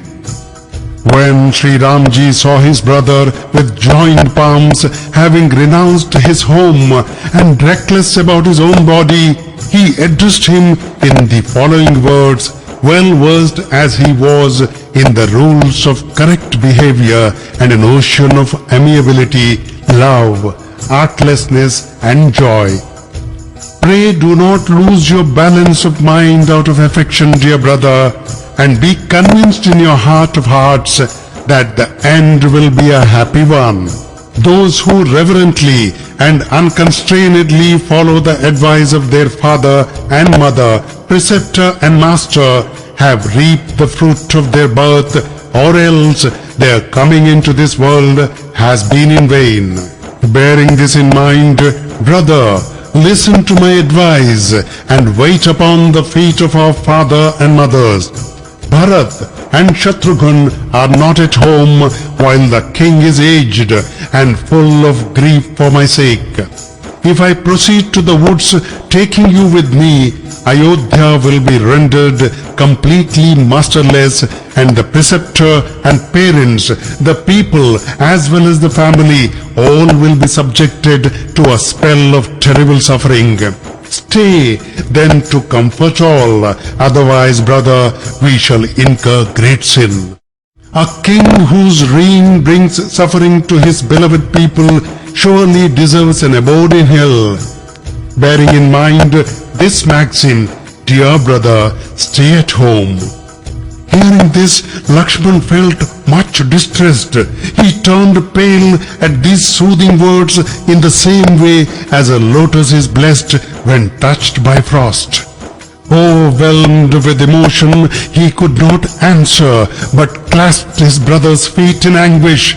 My lord, I am your slave, and you my master. If you abandon me, what help? My lord, you have given me a sound advice, but due to my faint-heartedness, it sounds impracticable to me. Only those noblemen who are self-possessed and champion of the cause of virtue are fit to be taught and gospel of the Vedas and moral philosophy. I am a mere child fostered by your loving care. Can a cygnet lift Mount Mandara or Meru? I know no preceptor, nor father, nor mother. I tell you sincerely, believe me, my lord, whatever ties of affection, love and confidence exist in the world as declared by the Vedas, for me they are all centered in you and you alone, my lord. O friend of the afflicted, O knower of the innermost heart of all, piety and propriety should be taught to him who is fond of glory, fortune and a noble destiny. He, however, who is devoted to your feet in thought, word and deed, should he be abandoned, O ocean of grace?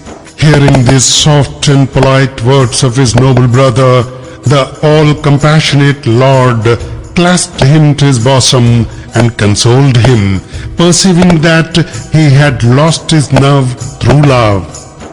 Go and ask leave of your mother, then quickly return and accompany me to the woods.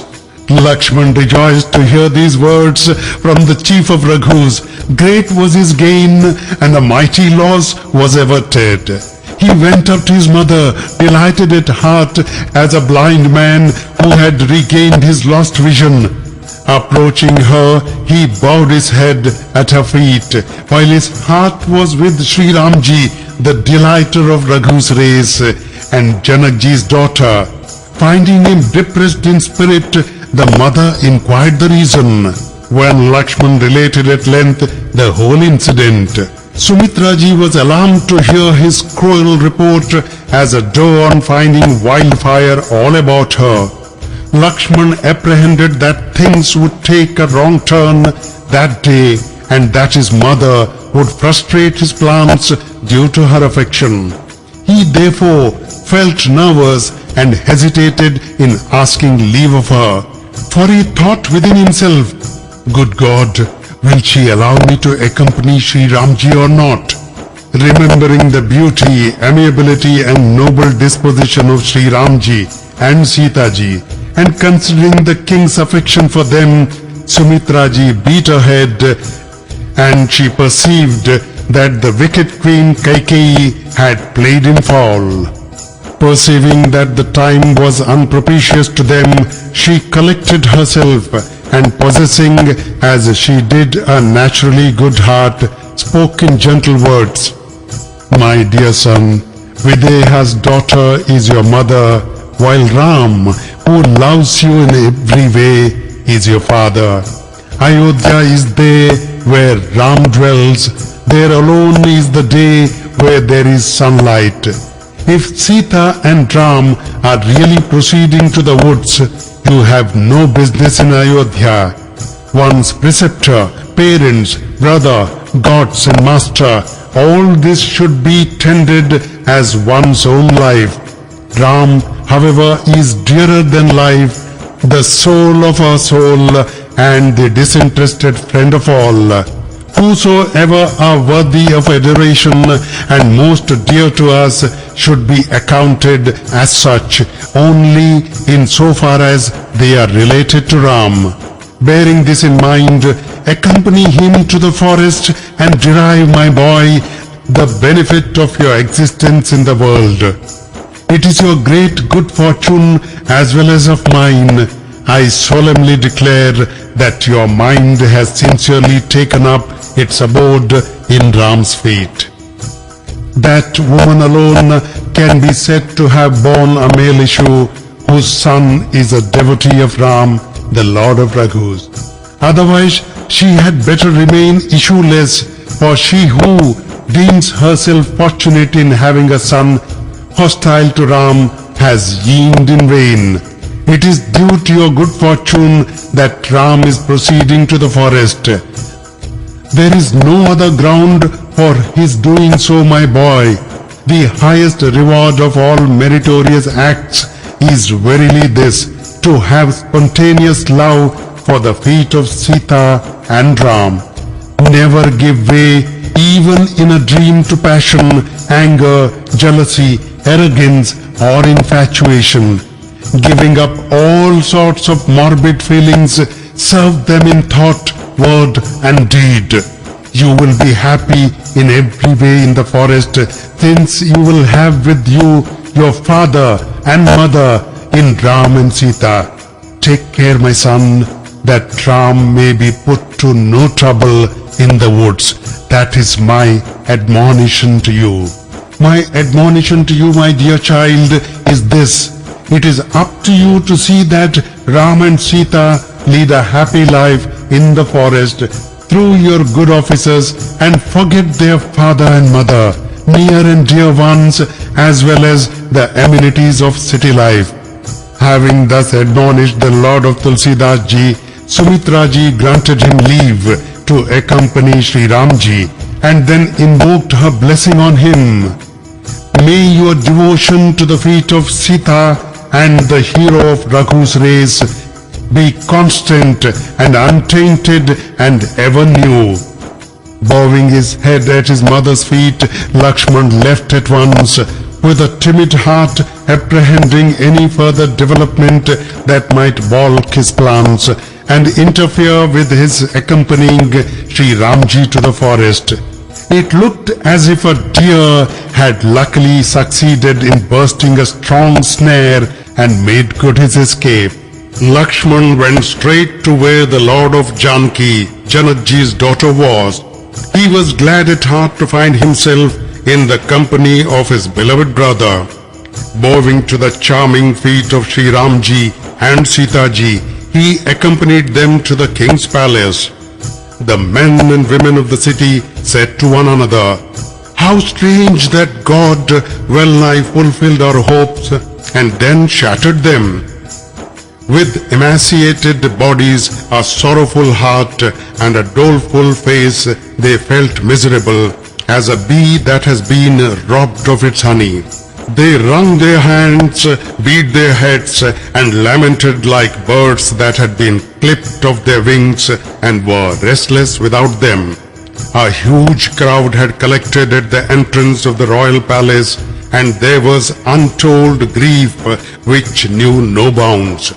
The minister Sumantraji raised the king and seated him, communicating to him the agreeable news that Shri Ramji had come.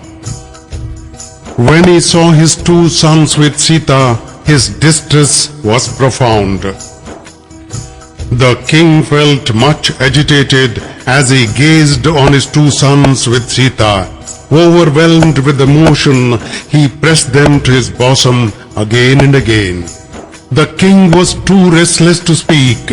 There was terrible agony in his heart due to excess of grief. Most affectionately bowing his head at his father's feet, the hero of Raghu's race then arose and asked his permission to proceed to the woods.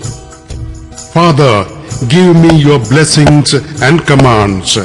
Why should you be sorrowing at this hour of jubilation? By swerving from the path of duty due to attachment for a beloved object, dear father, one's reputation is lost and obloquy incurred." Hearing this, king got up in his love and holding Shri Ramji, the Lord of Raghus, by the arm, he made him sit down and said, "Listen, my boy. Of you the sages declare that Ram is the Lord of the entire creation, both animate and inanimate. God requits our actions according as they are good or bad, weighing them in the scale of his judgment. He alone who does an act reap its consequences. Such is the law of the Vedas, and so declare all. But in this case, we find that one commits the offense and another reaps the fruit. Highly mysterious are the ways of God. No one in this world is competent to know them." The king sincerely tried every means to detain Shri Ramji. But he discovered Sri Ramji's intention and came to know that he was not going to stay. A champion of righteousness, strong-minded and foresighted as he was, the king thereupon clasped Sita to his bosom and most lovingly admonished her in many ways. He described the terrible hardships of forest life and explained to her the comforts she would enjoy if she chose to stay with her husband's parents or her own father. Sitaji's mind, however, was attached to Shri Ramji's feet. Hence, neither home seemed attractive to her nor the forest repulsive. Everyone else too expostulated with Sitaji dwelling on the many miseries of the forest. The ministers, Sumantra's wife, as well as the preceptors, Vasishtaji's and other prudent ladies fondly urged her in gentle tone. Nobody has exiled you to the forest, therefore do as your husband's parents and preceptor bid you. This advice, soothing, friendly, agreeable and tender as it was, did not sound pleasing to Sitaji's ears. It seemed as if the touch of the rays of the autumnal moon had made a female Chakravaka bird restless. Sitaji was too modest to give any reply, but Kaikeyi flared up on hearing their talk. She brought hermit's robes, ornaments and vessels and placing them before Sri Ramji addressed him in soft accents. You are dear as life to the king, O hero of Raghu's line. He is too soft to shake off his scruple and attachment for you. He would sooner forfeit his virtue, good reputation and his happiness in the other world than ask you to proceed to the woods. Bearing this in mind, do as you please. Sri Ramji rejoiced to hear his stepmother's admonition, but her words pierced the king like shafts. Will my wretched life never depart? He said to himself. The people felt much distressed while the king fainted. No one knew what to do. Sri Ramji presently dressed himself as a hermit and bowing his head to his parents departed. Having completed all the equipment and preparations for a journey to the woods, the Lord with his spouse and brother bowed to the feet of Brahmanas and the preceptor Vasishtaji and departed, leaving everyone in bewilderment. Issuing out of the palace, the party halted at Vasishtaji's door and found the people scorched with the fire of impending separation. The hero of Raghu's race comforted all with soothing words and then summoned hosts of Brahmanas. He requested his preceptor to give them subsistence for a year and captivated their hearts through courtesy, gift and humility. He gratified mendicants with gifts and attentions and sated his friends with pure love. He then called his men servants and maid servants and entrusting them to the care of his guru spoke to him with joined palms. My lord, pray look after them and tend them as their own father and mother. Again and again with joined palms, Sri Ramji addressed each one present there in soft accents. He alone is friendly to me in every way, through whose good offices the king derives solace. Take care all of you, my most clever citizens, to see that none of my mothers is smitten with the pangs of separation from me. In this way, Sri Ramji consoled all and cheerfully bowed his head at the lotus feet of his preceptor. Invoking Lord Ganpatiji, Goddess Gauriji, and the Lord of Kailas, and receiving the blessings of his Guru, the Lord of Raghus, proceeded further. There was great lamentation as he sailed forth. The piteous wail of the citizens was revolting to his ears. Evil omens appeared in Lanka, and Ayodhya was plunged in grief, while the abode of gods was overcome with a mixed feeling of joy and sorrow. When the spell of unconsciousness broke, the king woke, and calling Sumantra thus began, Ram has left for the woods, but my life refuses to depart. I wonder what joy it seeks after by clinging to this body. What agony more severe than this can I have that will draw my breath out of my body? Then recovering himself, the king said, Follow him, my friend, with your chariot. Too tender-bodied are the two princes, and delicate of frame is Janakji's daughter. Pick them up on the chariot, show them round the forest, and return after 3 or 4 days. If the two strong-minded brothers refuse to return, for the Lord of Raghus is the true to his word and firm of resolve, then do you entreat him with joined palms. My lord, kindly send back the daughter of Mithila's king. When Sita ji gets alarmed at the sight of the jungle, avail yourself of that opportunity and tell her my advice in the following words. The parents of your husband have sent this message to you. Please return home, my daughter. There is much hardship in the forest. Now with your parents and now in your husband's home, stay wherever you please. In this way, try all possible means. If she comes back, there will be support to my life. Otherwise, all this will end in my death. Nothing can avail against an adverse fate.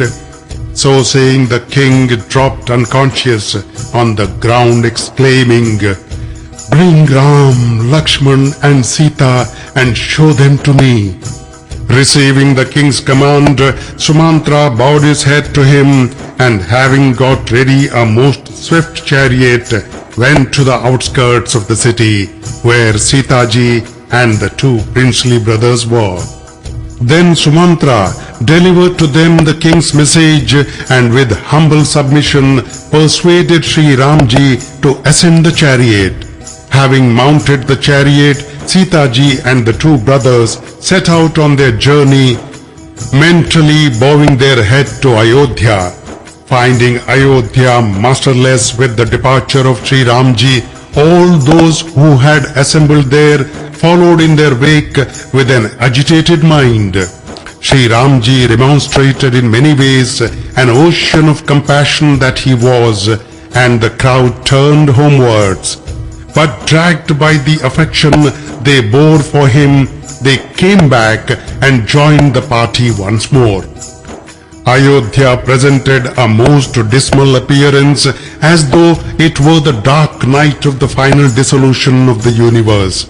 The men and women of the city looked like ghastly creatures and were frightened to see one another. Their houses appeared like so many crematories, their retainers like ghosts, and their sons, relations and friends like messengers of death.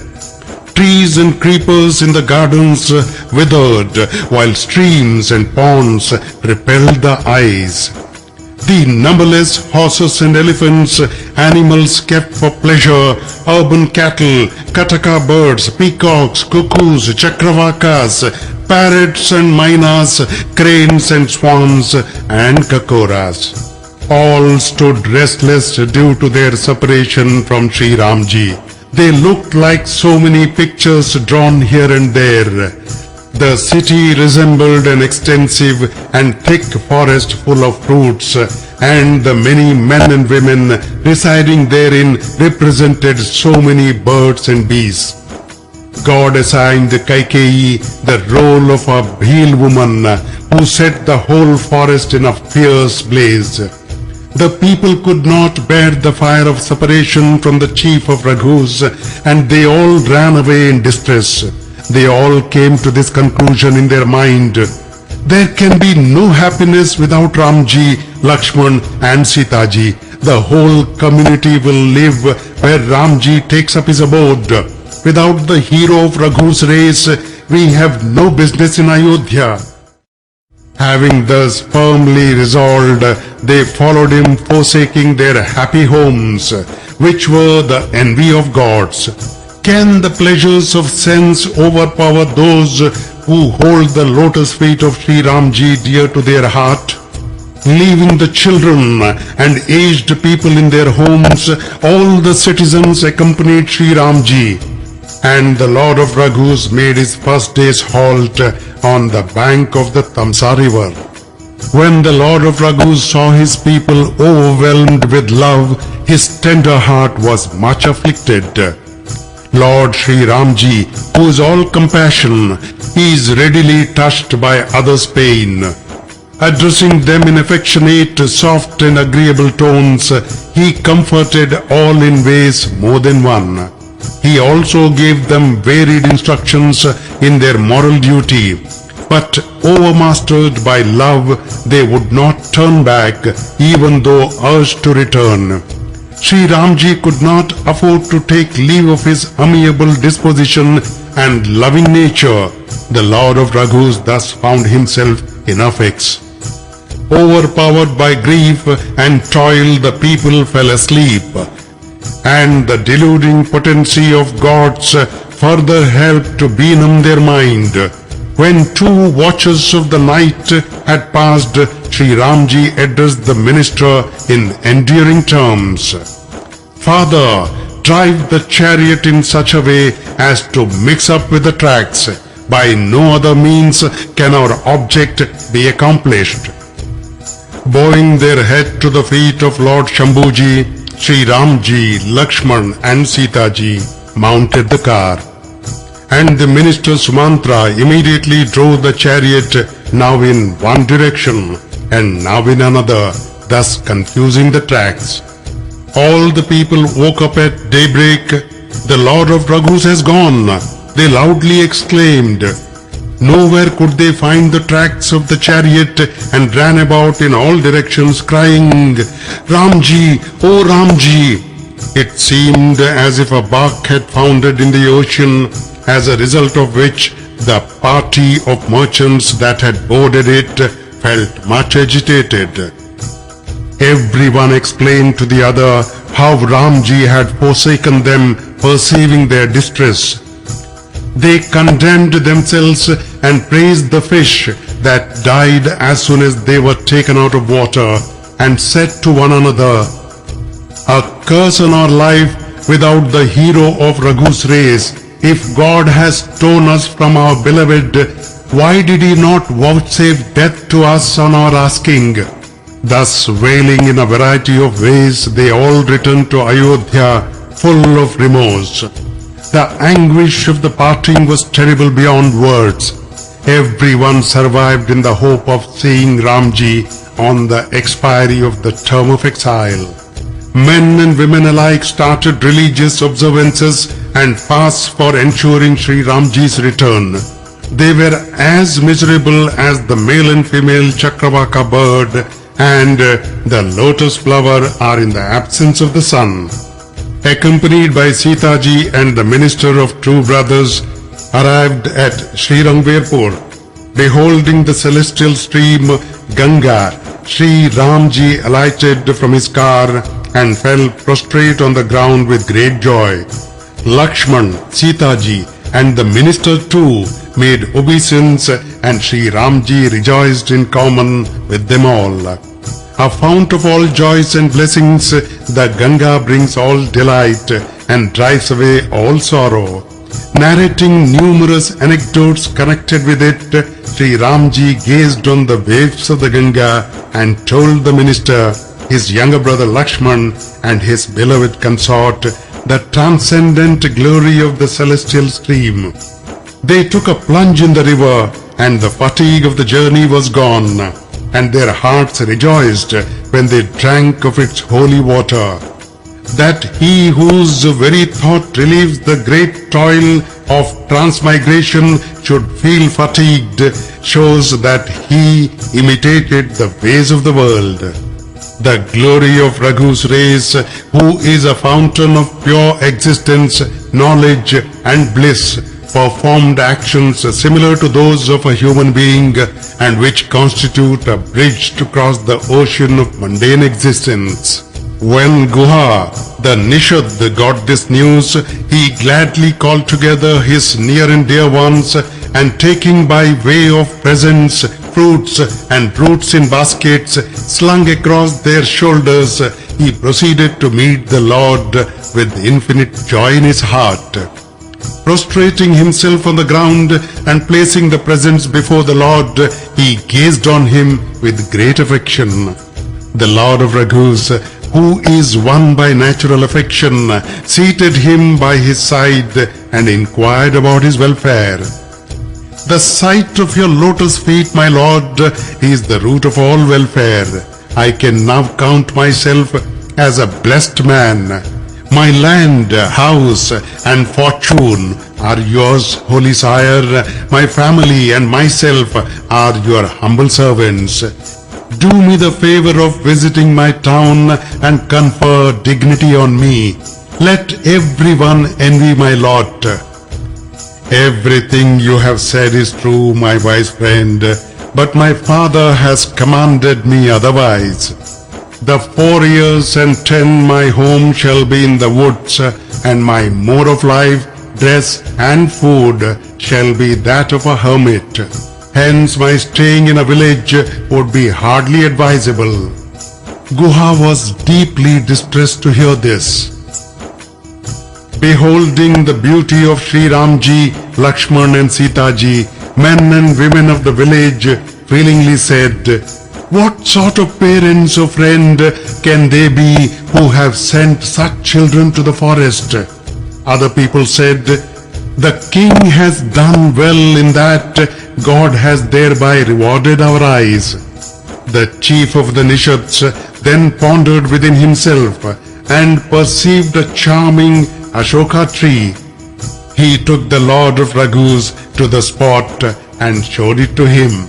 When Shri Ramji declared that the place was beautiful in every way, the people of the town then returned home after paying their respects to him, while the chief of Raghus retired for performing his evening devotions. In the meantime, Guha prepared a soft and beautiful bed of kusha grass and tender leaves and spread it on the ground. He also placed beside him with his own hands cups of leaves full of fruits and roots which he knew to be pure, delicious and soft. Having partaken of the bulbs, roots and the fruits along with Sita ji, Sumantra and his brother Lakshman, the jewel of Raghu's race, lay down to sleep, while his brother kneaded his feet. When Lakshman perceived that his lord had fallen asleep, he rose and asked the minister in soft accents to retire. As for himself, he got ready his bow and arrows, and sitting at some distance in the posture of a hero, he kept watch. Guha called his trusted watchmen and stationed them at different points with great love, while he himself went and took his seat beside Lakshman with the quiver fastened to his waist and an arrow fitted to his bow. When the Nishad chief saw his lord lying on a bed of grass and leaves, he felt great sorrow in his heart due to excess of love.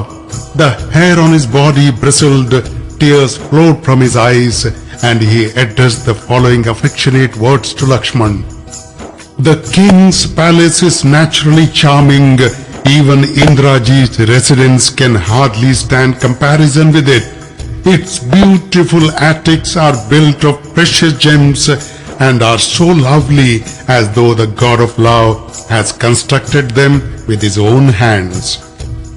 Free from impurities, exceedingly marvelous of design, abounding in exquisite luxuries, and scented with fragrance of flowers, they are furnished with lovely beds and lighted with gems and are full of amenities of every description. Again, they are equipped with coverlets and sheets, pillows and cushions of various kinds, all soft, white and charming, as the froth of milk. It is in such attics that Sita ji and Ram ji used to sleep at night, and humbled by their beauty, the pride of Rati ji and her consort, the god of love. Those very Sita ji and Ram ji are now lying on a pallet, exhausted and uncovered, a sight one cannot bear to see. The same Lord Ram ji, whom his father and mother, his own family and the people of the city, his good-natured companions, men servants and maid servants, all cherished as their own life, sleeps on the ground. Nay, Sita ji, whose father Janak ji is famed throughout the world, whose father-in-law is King Dashrath ji, the chief of Raghus and an ally of Indra ji, the lord of immortals, and whose spouse is Ramchandra ji, is lying on the ground. As adverse fate spares none, do Sita ji and the hero of Raghu's race deserve to be exiled to the woods? They say, fate is supreme. The foolish daughter of Kekai has wrought a cruel mischief in that she has brought trouble on Sita ji and the delighter of Raghu's race at a time of enjoyment. The wicked woman has played the axe in felling the tree of the solar race and plunged the whole universe in woe. The Nishad chief was sore distressed to see Ramji and Sita ji sleeping on the ground. Lakshman spoke to him sweet and gentle words, imbued with the nectar of wisdom, dispassion and devotion. No one is a source of delight or pain to another. Everyone reaps the fruit of one's own actions, brother. Union and separation, pleasurable and painful experiences, friends, foes and neutrals, snares of delusion are these.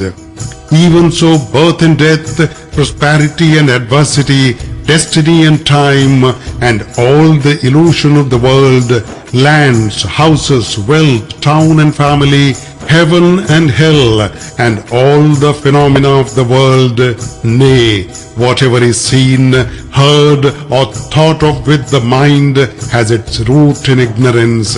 Nothing exists in reality. Suppose in dream a beggar is crowned king, or the lord of the paradise is reduced to the state of a pauper. On waking, the one does not gain, nor does the other lose anything. So must you look upon this world. Reasoning thus, be not angry, nor blame anyone in vain. Everyone is slumbering in the night of delusion, and while asleep, one sees dreams of various kinds.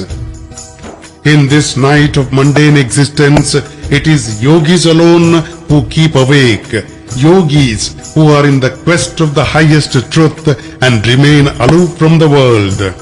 A soul should be deemed as having awoke from the night of the world only when he develops an aversion for the enjoyments of the world of sense. It is only when right understanding comes that the error of delusion disappears, and then alone one develops love for the feet of Shri Ramji, the Lord of Raghus. O friend, the highest spiritual goal is this: to be devoted to the feet of Shri Ramji in thought, word and deed. Shri Ramji is no other than Brahmaji, the God, the supreme reality, unknown, imperceptible, beginningless, incomparable, free from all change and beyond all diversity. The Vedas ever speak of him in negative terms? For the sake of his devotees, earth, the Brahmanas, cows and gods, the gracious Lord takes the form of a man and performs actions by hearing of which the snares of the world are broken asunder. Realizing this, O friend, shed all infatuation and be devoted to the feet of Sita ji and the hero of Raghu's race. While Lakshman was yet recounting Shri Ramji's virtues, the day dawned and the joy and delighter of the world woke up.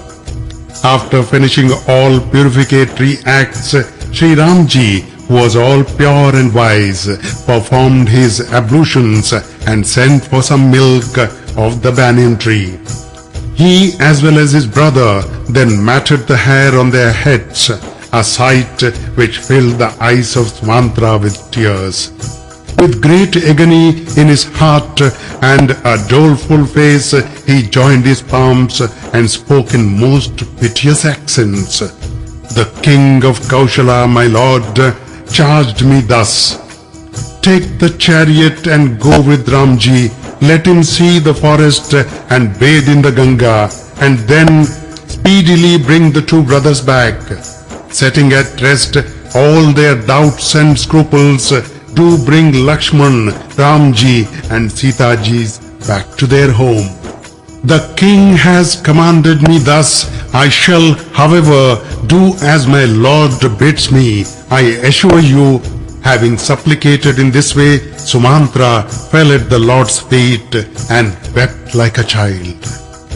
"Have compassion, my darling, and take steps to see that Ayodhya is not left without a master." Sri Ramji raised the minister and thus admonished him: "Dear father, you have investigated the truths of religion in their entirety. Shibiji, Dadishiji and the king Harishchandraji suffered untold hardships for the sake of virtue. The wise kings Rantidev and Bali upheld virtue even through many trials. There is no virtue equal to truthfulness, so declare the Agams, Vedas and Puranas. That virtue I have found by an easy road.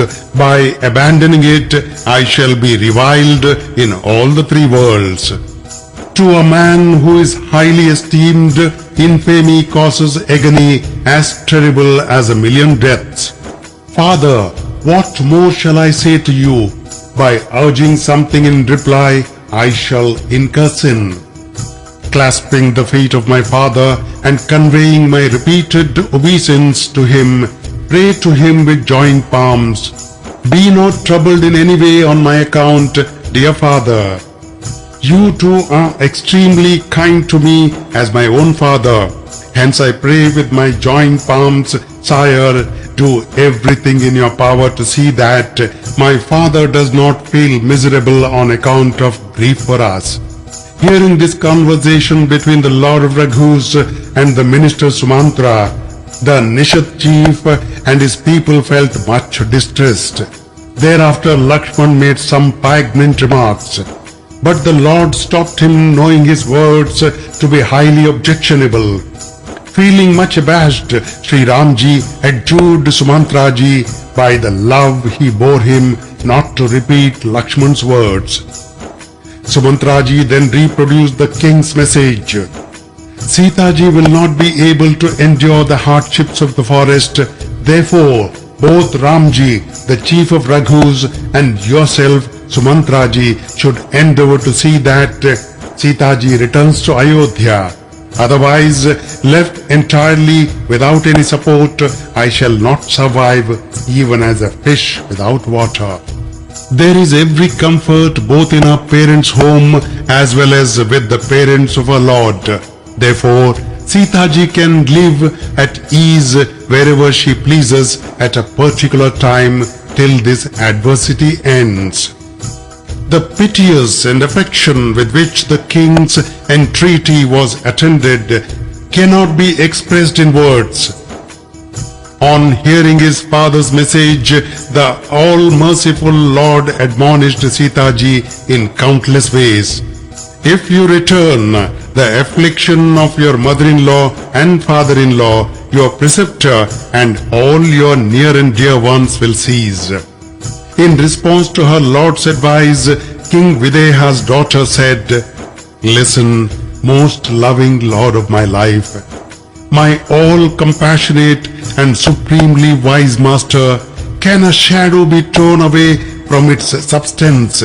The sunlight can never exist apart from the sun, nor can the radiance of the sun leave the moon. Having submitted her loving entreaty to her lord, she spoke these charming words to the minister. "You are as good to me as my own father or father-in-law. It is therefore most undesirable that I should urge something in reply. It is due to grief that I am constrained to address you. Do not take offense at it, sire. In the absence of the lotus feet of my lord, all other ties of kinship are of little account. I have witnessed the glory of my father's fortune. His footstool is kissed by the crowns of the greatest monarchs. Bereft of my lord, my parents' home, which is such an abode of bliss, does not attract my mind even in an unguarded moment. My father-in-law is no less a personage than the king of Kaushlya, the suzerain lord of the entire globe, whose glory is manifest in all the 14 spheres comprising the universe. Even Indraji, the lord of the celestials, goes ahead to receive him and seats him besides himself on his own throne. Such is my father-in-law. Ayodhya is my abode. Agreeable is my family, and my mother-in-law love me as my own mother. But without the dust from the lotus feet of my husband, the Lord of Raghus, none affords me pleasure even in a dream. On the other hand, impassable roads, forest regions and hills, elephants and lions, lakes and streams that cannot be crossed, wild tribes such as kolas and bheels, deers and birds, all these are delightful to me in the company of my beloved Lord. Falling at the feet of my father-in-law and mother-in-law, request them on my behalf not to grieve the least for me, for I feel naturally happy in the woods. I have by my side the lord of my life as well as his younger brother, the foremost of the heroes, both carrying a bow and a quiver full of arrows with them. My mind does not feel the toil of the journey, and there is no giddiness or sorrow. Therefore, pray grieves not on my account, even unwittingly. On hearing these soothing words from Sitaji's lips, Sumantraji felt uneasy as a serpent at the loss of its gem. He saw not with his eyes and heard not with his ears, and he was too agitated to speak. Shri Ramji comforted him in many ways, yet his heart would not be pacified. He made many efforts even to accompany the Lord, but the delighter of the Raghus gave him suitable replies each time. Shri Ramji's command could not be violated either. Cruel was the turn fate had taken, there was no help. Bowing his head at the feet of Shri Ramji, Lakshman and Sitaji, he turned back as a merchant who had lost his capital. As he drove the chariot, the horses turned their eyes towards Shri Ramji and neighed. Overcome with grief at the sight, the Nishads, Guha's men, beat their heads and lamented. When even beasts felt so miserable on being torn away from him, how could his subjects and his father and mother hope to live without him? Shri Ramji dismissed Sumantra against the latter's will and himself arrived at the bank of the heavenly stream Ganga immediately afterwards. He called for a boat, but the ferryman would not bring it. The latter said, "I know your secret about the dust of your lotus feet. Everyone says it is some drug possessing the quality of turning things into human beings. By its very touch, a rock was transformed into a charming woman, and wood is not harder than stone. If my boat itself gets converted into a hermit's wife like Ahilya, I shall be robbed of my very means of my subsistence, in that my boat will disappear. It is by means of this boat that I maintain the whole of my family. I know no other trade. If therefore, my lord, you must cross the river, command me to leave your lotus feet. I will let you board the boat only when I have bathed your lotus feet. I seek no toll from you.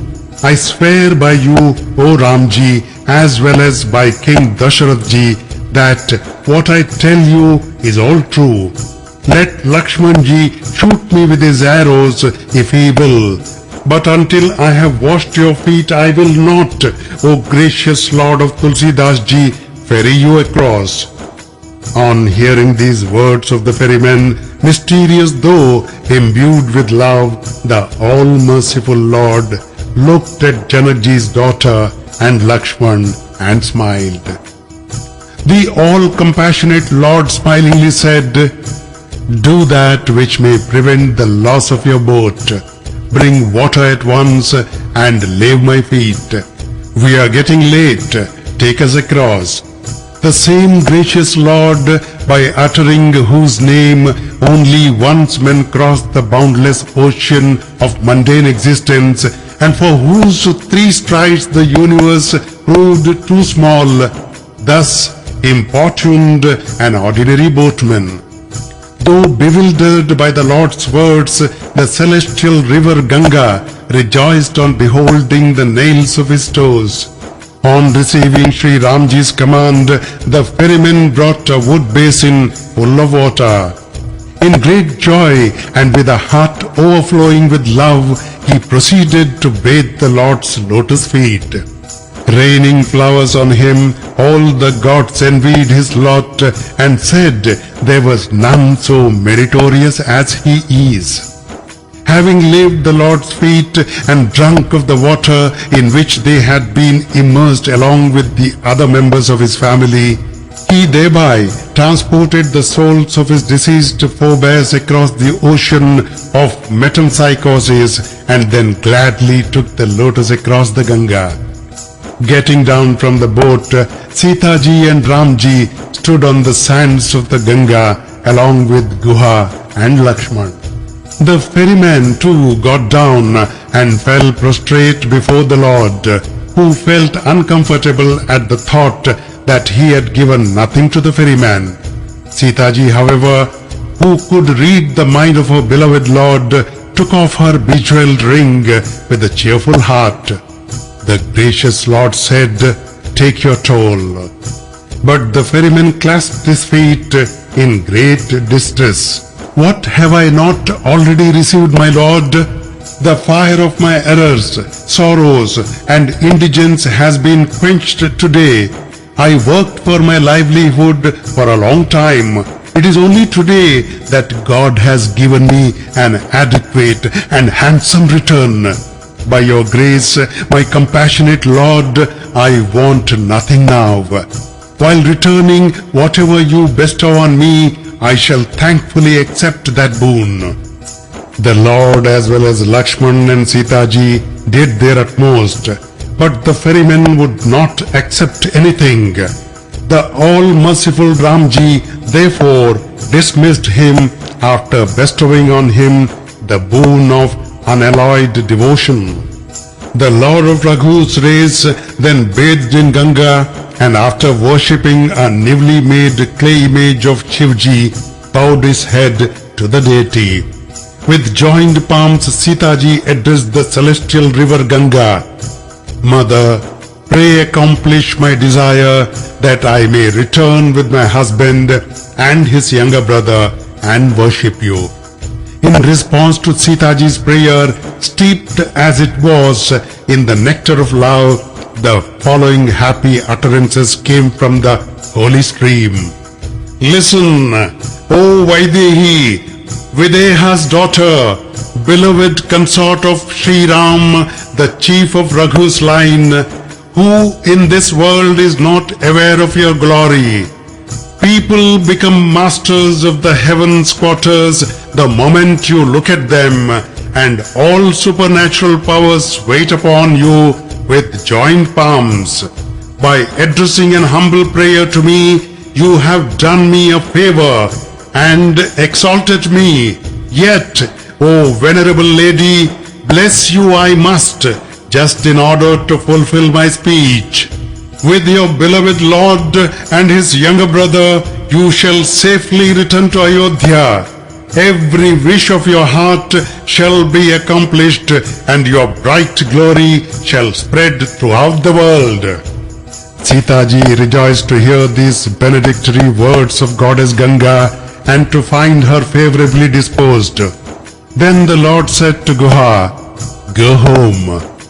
The moment he heard this, his face turned pale, and there was great agony in his heart. With joined palms, Guha addressed the Lord in pathetic terms. "Hear my prayer, O jewel of Raghu's race. Let me remain with you, my Lord, and show you the road. After serving you for a few days, I shall prepare a beautiful hut of leaves for you in whichever forest, O Lord of Raghus. You may go and take up your abode. Thereafter, I swear by you, O Chief of Raghus, to do as you bid me." Perceiving this natural love, Shri Ramji took him with him, and Guha felt much joy in his heart. Then Guha summoned all his kinsmen, and having gratified them, sent them away. Then the Lord invoked the gods Ganesha ji and Shiv ji, and bowing his head to the celestial stream Ganga, the Lord of Raghus proceeded to the woods with his friend Guha, his younger brother Lakshman and Sita ji. That day he halted under a tree. Lakshman and his friend Guha provided for all his comforts. At dawn, the Lord of Raghus performed his morning duties, and then the Lord proceeded further and visited Prayag, the king of holy places. This king has truth for his minister, piety for his beloved consort, and a beneficent friend like Bindu Madhav, the deity presiding over Prayag. His treasury is replete with the four prizes of human life, while the sacred region surrounding the confluence of the Ganga and the Yamuna marks his most beautiful dominion. The holy Prayag represents his inaccessible, strong and lovely fortress that no enemy has ever dreamt of possessing. All the sacred spots are his chosen and valiant warriors who are staunch in battle and capable of crushing the host of sins. The confluence of the Ganga and Yamuna constitutes his exquisite throne, while the immortal banyan tree, known by the name Akshayavat, represents his royal umbrella, which captivates the heart even of the sages. The waves of the Ganga and Jamuna constitute his chowris, whose very sight destroys sorrow and want. Virtuous and holy saints wait upon this king and attain all that they desire, while the Vedas and Puranas are the rhapsodists who recount his stainless virtues. Who can describe the glory of Prayag, a lion as it were for the herd of elephants in the shape of sins? The chief of Raghu's race, who is an ocean of bliss, was filled with delight to see the glorious king of holy places. With his own gracious lips, he told Sita ji, Lakshman and his friend Guha the greatness of Prayag. Making obeisance to the holy place, he cast a look round the groves and gardens and expatiated on its glory with the utmost devotion. In this way, he arrived at and saw the confluence of the Ganga and Yamuna, the very thought of which bestows all the choice blessings. After bathing in the confluence, he gladly adored Lord Shivji and worshipped the deities presiding over the holy Prayag according to the prescribed ritual. The Lord then called on Bharadwaj, and the sage clasped him to his bosom as he fell prostrate before him. The joy that the sage felt within his heart cannot be described in words. It looked as if he had found the bliss of oneness with Brahmaji incarnate. The chief of sages, Bharadwaj, invoked his blessings on the Lord. He felt great joy in his heart to perceive that God had, as it were, set before him in visible form the reward of all his virtues. After inquiring of their welfare, the sage allotted seats to the royal guests and, offering homage to them, sated them all with his love. He then brought and presented to them bulbs, roots, fruits and sprouts, all sweet as ambrosia. Sri Ramji with Sita ji, Lakshman and his devotee Guha partook of these delicious roots and fruits with much relish. Relieved of his toil, Sri Ramji felt much happy, and Bharadwaj addressed him in gentle tones. Today my penance, pilgrimage and renunciation have been rewarded. Today my prayer, meditation and dispassion have borne fruit. Nay, all my pious practices have been rewarded by your very sight, O Ram. There is no culmination of gain, no culmination of joy other than this. In beholding you, all my hopes have been realized. Now be pleased to grant me this one boon, that is, spontaneous attachment to your lotus feet. Until a man gets sincerely devoted to you in thought, word and deed, he cannot even dream of happiness in spite of all his devices. Sri Ramji felt abashed to hear the words of the sage, much as he was sated with joy by his love and devotion. The chief of Raghus then told all in countless ways the fair and bright renown of the sage. Great indeed is he, and he the repository of all virtues, whom, O chief of sages, you are pleased to honor. The sage Bharadwaj and the hero of Raghu's line thus exchanged civilities and experienced ineffable joy. On receiving this news, the people of Prayag, including religious students, ascetics, hermits, accomplished saints and recluses, all flocked to the hermitage of Bharadwaj in order to have a look at the charming sons of King Dashrath ji. Shri Ramji made obeisance to them all, who were delighted to obtain the reward of their eyes. Deriving supreme joy, they gave their blessings and returned, extolling the beauty of the royal guests. Shri Ramji reposed in the hermitage overnight. At daybreak, he bathed Prayag in the confluence of the Ganga and Yamuna and proceeded on his journey with Sita ji, Lakshman and his attendant Guha, gladly bowing his head to the sage. Shri Ramji lovingly asked the sage, "Tell me, my lord, by which route we should go?" Smilingly inwardly the sage replied to Ramji, "All roads are easy to you." The sage then called his pupils in order that they may escort Shri Ramji. Hearing his call, some 50 of them came, glad at heart. They all cherished boundless love for Shri Ramji, and each of them said he had seen the path. The sage then sent with the royal party 4 religious students who had practiced all kinds of virtues in a series of previous births. Making obeisance to the sage and receiving his permission, the Lord of Raghus proceeded with a cheerful heart. As the party passed by, some village men and women of the village ran to have a look at them. They felt gratified in having attained the fruit of their life and returned disconsolable, sending their heart after the strangers. With great courtesy, Sri Ramji dismissed the students, who returned having obtained their heart's desire. The Lord then went below and bathed in the stream of the Yamuna, which was dark as his own body. Hearing of their arrival, the people inhabiting the riverbanks ran to see them, unmindful of their duties. Beholding the beauty of Lakshman, Ramji and Sitaji, they congratulated themselves on their good luck.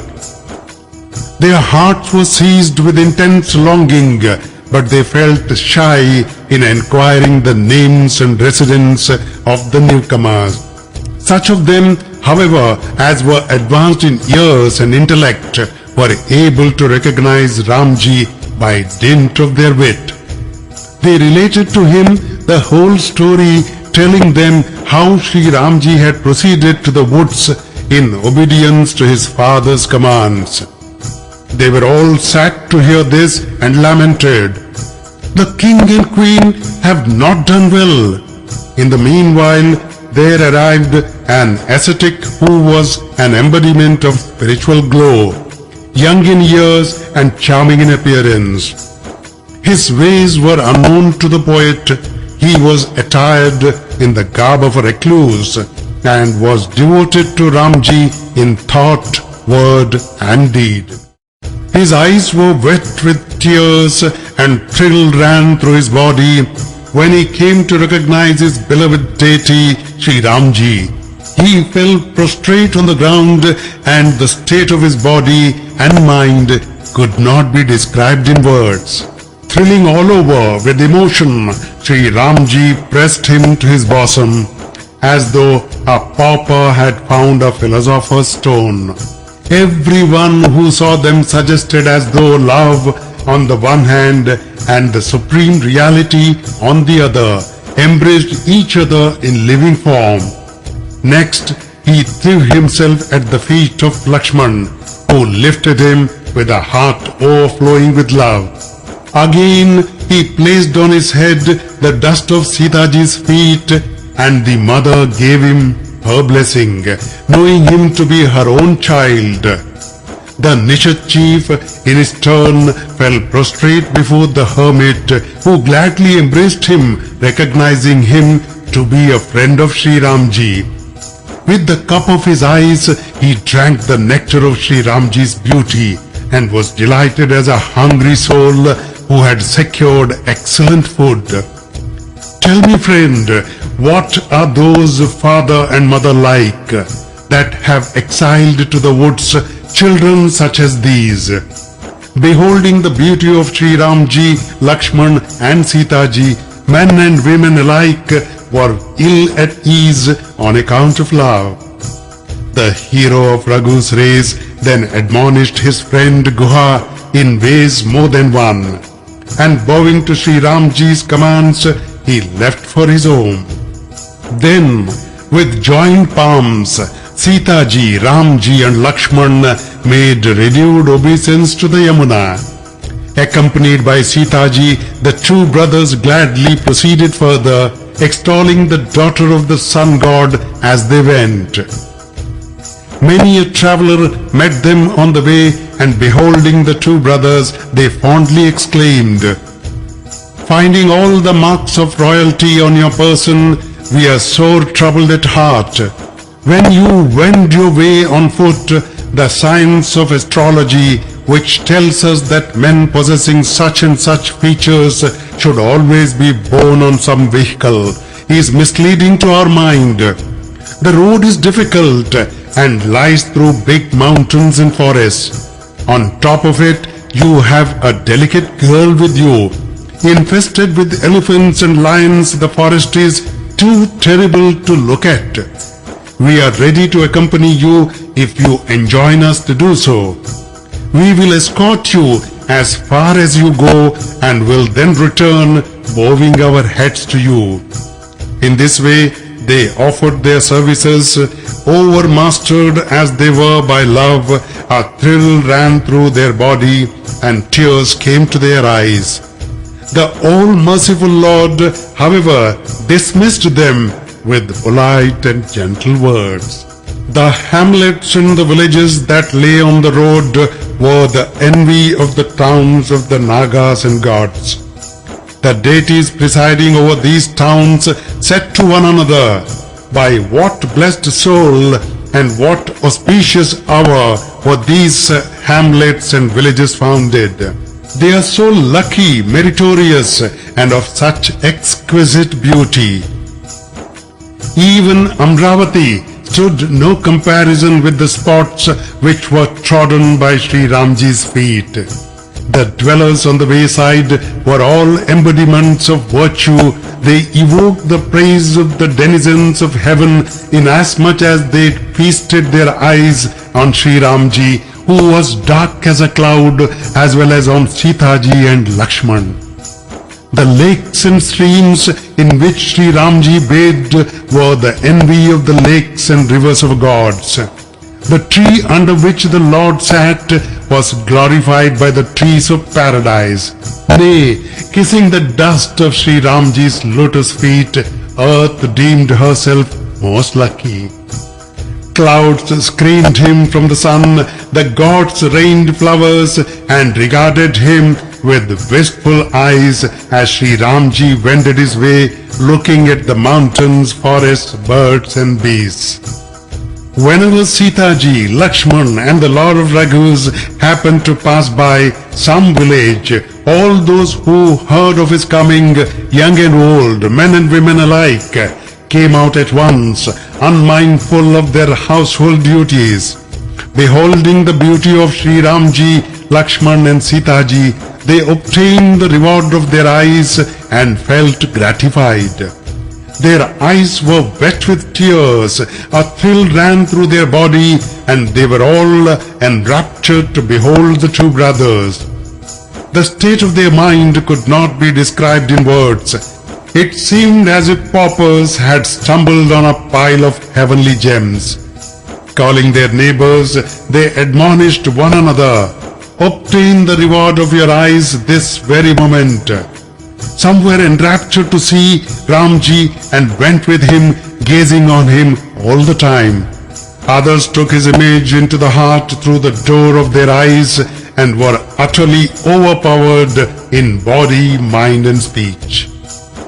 Seeing the cool shade of a banyan tree, some spread soft grass and leaves under it and said, "Pray rest a while and you may then depart, either just now or preferably next morning." Others brought a pitcher full of water and said in soft accents, "My lord, rinse your mouth."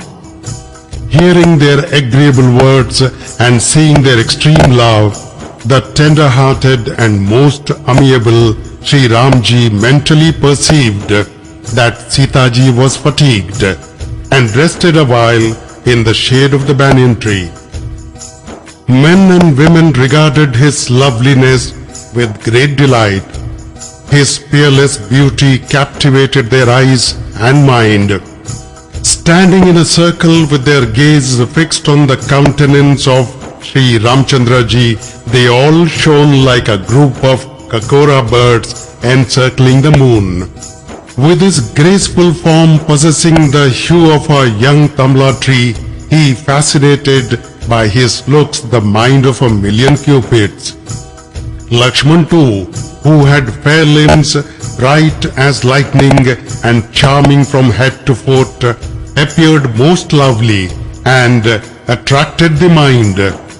With the bark of trees wrapped round their loins and a quiver fastened to their waist, the two brothers carried a bow and arrow in their lotus hands. Their matted locks were coiled on their head in the shape of a beautiful crown. They had a broad chest, long arms and big eyes, while their lovely faces, which resembled the autumnal full moon, glistened with beads of sweet. The pair were charming beyond words. Their loveliness was unbounded, and my wits are too poor. Everyone gazed on the beauty of Shri Ramji, Lakshman and Sita ji with their mind, intellect and reason fully absorbed. Thirsting for love, the villagers, both men and women, stood motionless even as bucks and does are dazed by light. The village women approached Sita ji. In their extreme love, they would put questions to her but hesitated to do so. Again and again they threw themselves at her feet and addressed to her soft and guileless words which came straight from their heart. "Princess, we have a request to make to you, but due to our womanly modesty, we are afraid to ask you. Forgive our incivility, ma'am, and be not offended, knowing that we are after all rustic women. Both these princes are naturally graceful in form. It is from them that emerald and gold have borrowed their green and yellow luster, respectively. The one dark and the other fair, but both of tender age, which is so attractive, handsome, and all beauteous. They have faces resembling the autumnal moon and eyes like the autumnal lotus. Putting to shame by their comeliness millions of cupids, tell us, O fair lady, how stand they to you? Hearing their loving and sweet words, Sita ji felt abashed and smiled within herself. Looking at them in the first instance, she then cast her eyes towards the earth. The fair-complexioned lady felt a twofold delicacy. With a voice sweet as the notes of a cuckoo, the fawn-eyed princess bashfully replied in loving and sweet accents. The one who's artless in manners and has a fair and graceful form is called Lakshman, and is my younger brother-in-law. Again, wheeling her moon-like face with an end of her sari, she looked at her beloved lord, and then bending her eyebrows and casting a sidelong glance with her beautiful eyes that resembled the Kanjan bird, a species of wagtail, in their quick movements, she indicated to them by signs that he was her husband. All the village women were as delighted as paupers that had been allowed free access to hoards of riches. Falling at Sita ji's feet in their great love, they invoked upon her many a blessing and said, "May you ever enjoy a happy married life so long as earth rests on the head of the serpent god Sesha. Be as dear to your lord as Parvati ji to Shiv ji. Yet cease not to be kind to us, O good lady. Again and again we pray with joined palms, should you return by this very route, allow us to see you, remembering us as your handmaids." Sita ji found them full of love and comforted them with many soothing words, even as lilies are refreshed by moonlight. Presently, reading Shri Ramji's mind, Lakshman gently asked the villagers about the road they should take. The moment they heard this, the villagers, both men and women, became sad. A thrill ran through their body and tears rushed to their eyes. Their joy disappeared and they felt depressed at heart, as though God was snatching back the treasure He had bestowed upon them. Reflecting on the ways of fate, they took courage and fixing upon the easiest road, they gave it out to him. Accompanied by Lakshman and Janakji's daughter, the Lord of Raghus then proceeded on his way as people tried to follow him. He sent back all with soothing words, though he took their hearts with him. While returning to their homes, the villagers, men and women alike, grievously lamented and blamed Providence in their heart. In doleful accents, they said to one another, "The Creator's doings are all perverse. He is absolutely uncontrollable, heartless, and remorseless. It is He who made the moon sickly, subject to periodical waning, and disguised it with a dark patch. Again, it is He who made the wish-yielding tree a member of the vegetable kingdom and the ocean salt. It is the same Creator who has sent these princes into the woods. If He has chosen the forest as a fit abode for them, in vain has He provided luxuries and enjoyments. If they traverse the road barefooted, in vain has he created vehicles of various kinds. If they repose on the ground littered with grass and leaves, why does God take the trouble of making lovely beds? If God has assigned them an abode in the shade of umbrageous trees, in vain has he taken pains to erect milk-white palaces. If these handsome and most delicate boys are attired in the robes of hermits and wear matted locks of hair, in vain has God created ornaments and costumes of various kinds. If they live on bulbs, roots and fruits alone, foods such as ambrosia exist in vain. Some people remarked, naturally charming as they are, these princes must have appeared on the earth of their own accord and were not made by God. In all the 14 spheres, ransack if you will the entire range of God's creation described at length in the Vedas as perceptible by the ears, eyes and mind. But where can you find such a man and such a woman as these? At their very sight, Brahmaji's mind got enamored of them and he proceeded to make their match. He toiled much, but none of his products could even approach the prototype, and due to that jealousy, he has brought these princes to the woods and hid them.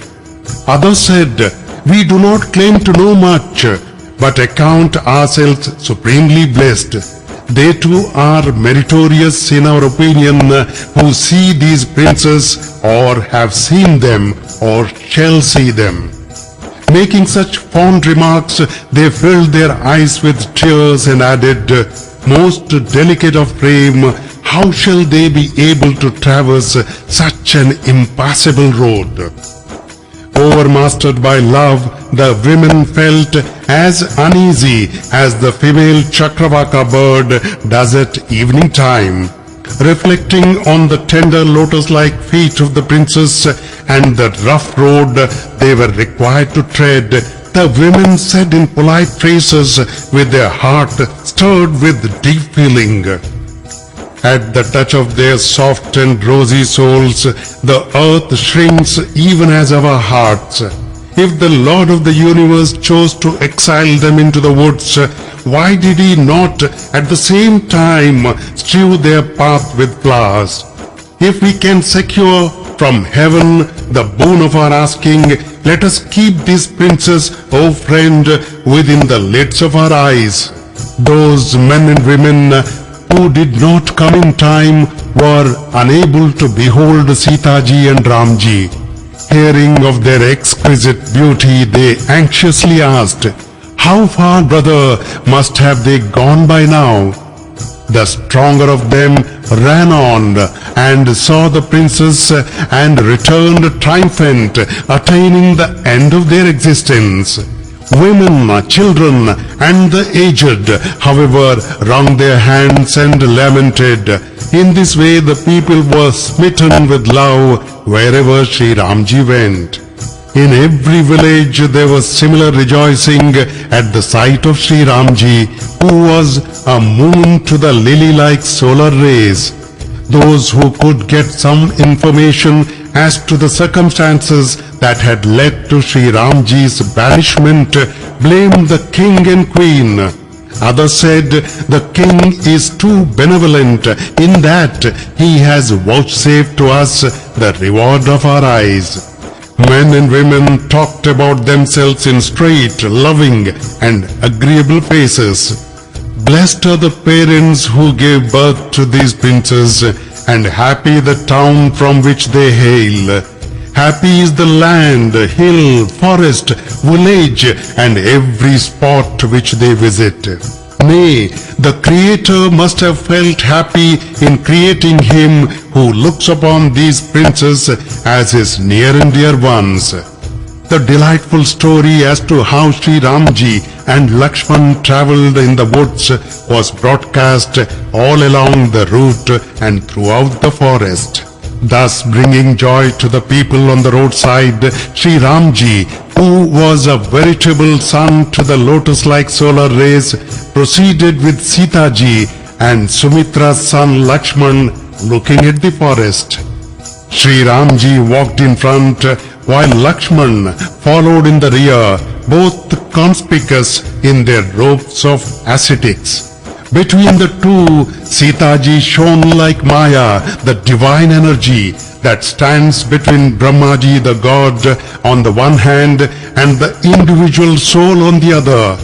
To illustrate her beauty as it exists in my mind in another way, she looked like Ratiji, the wife of the god of love, shining between Madhu, the spirit presiding over the vernal season, and the god of love.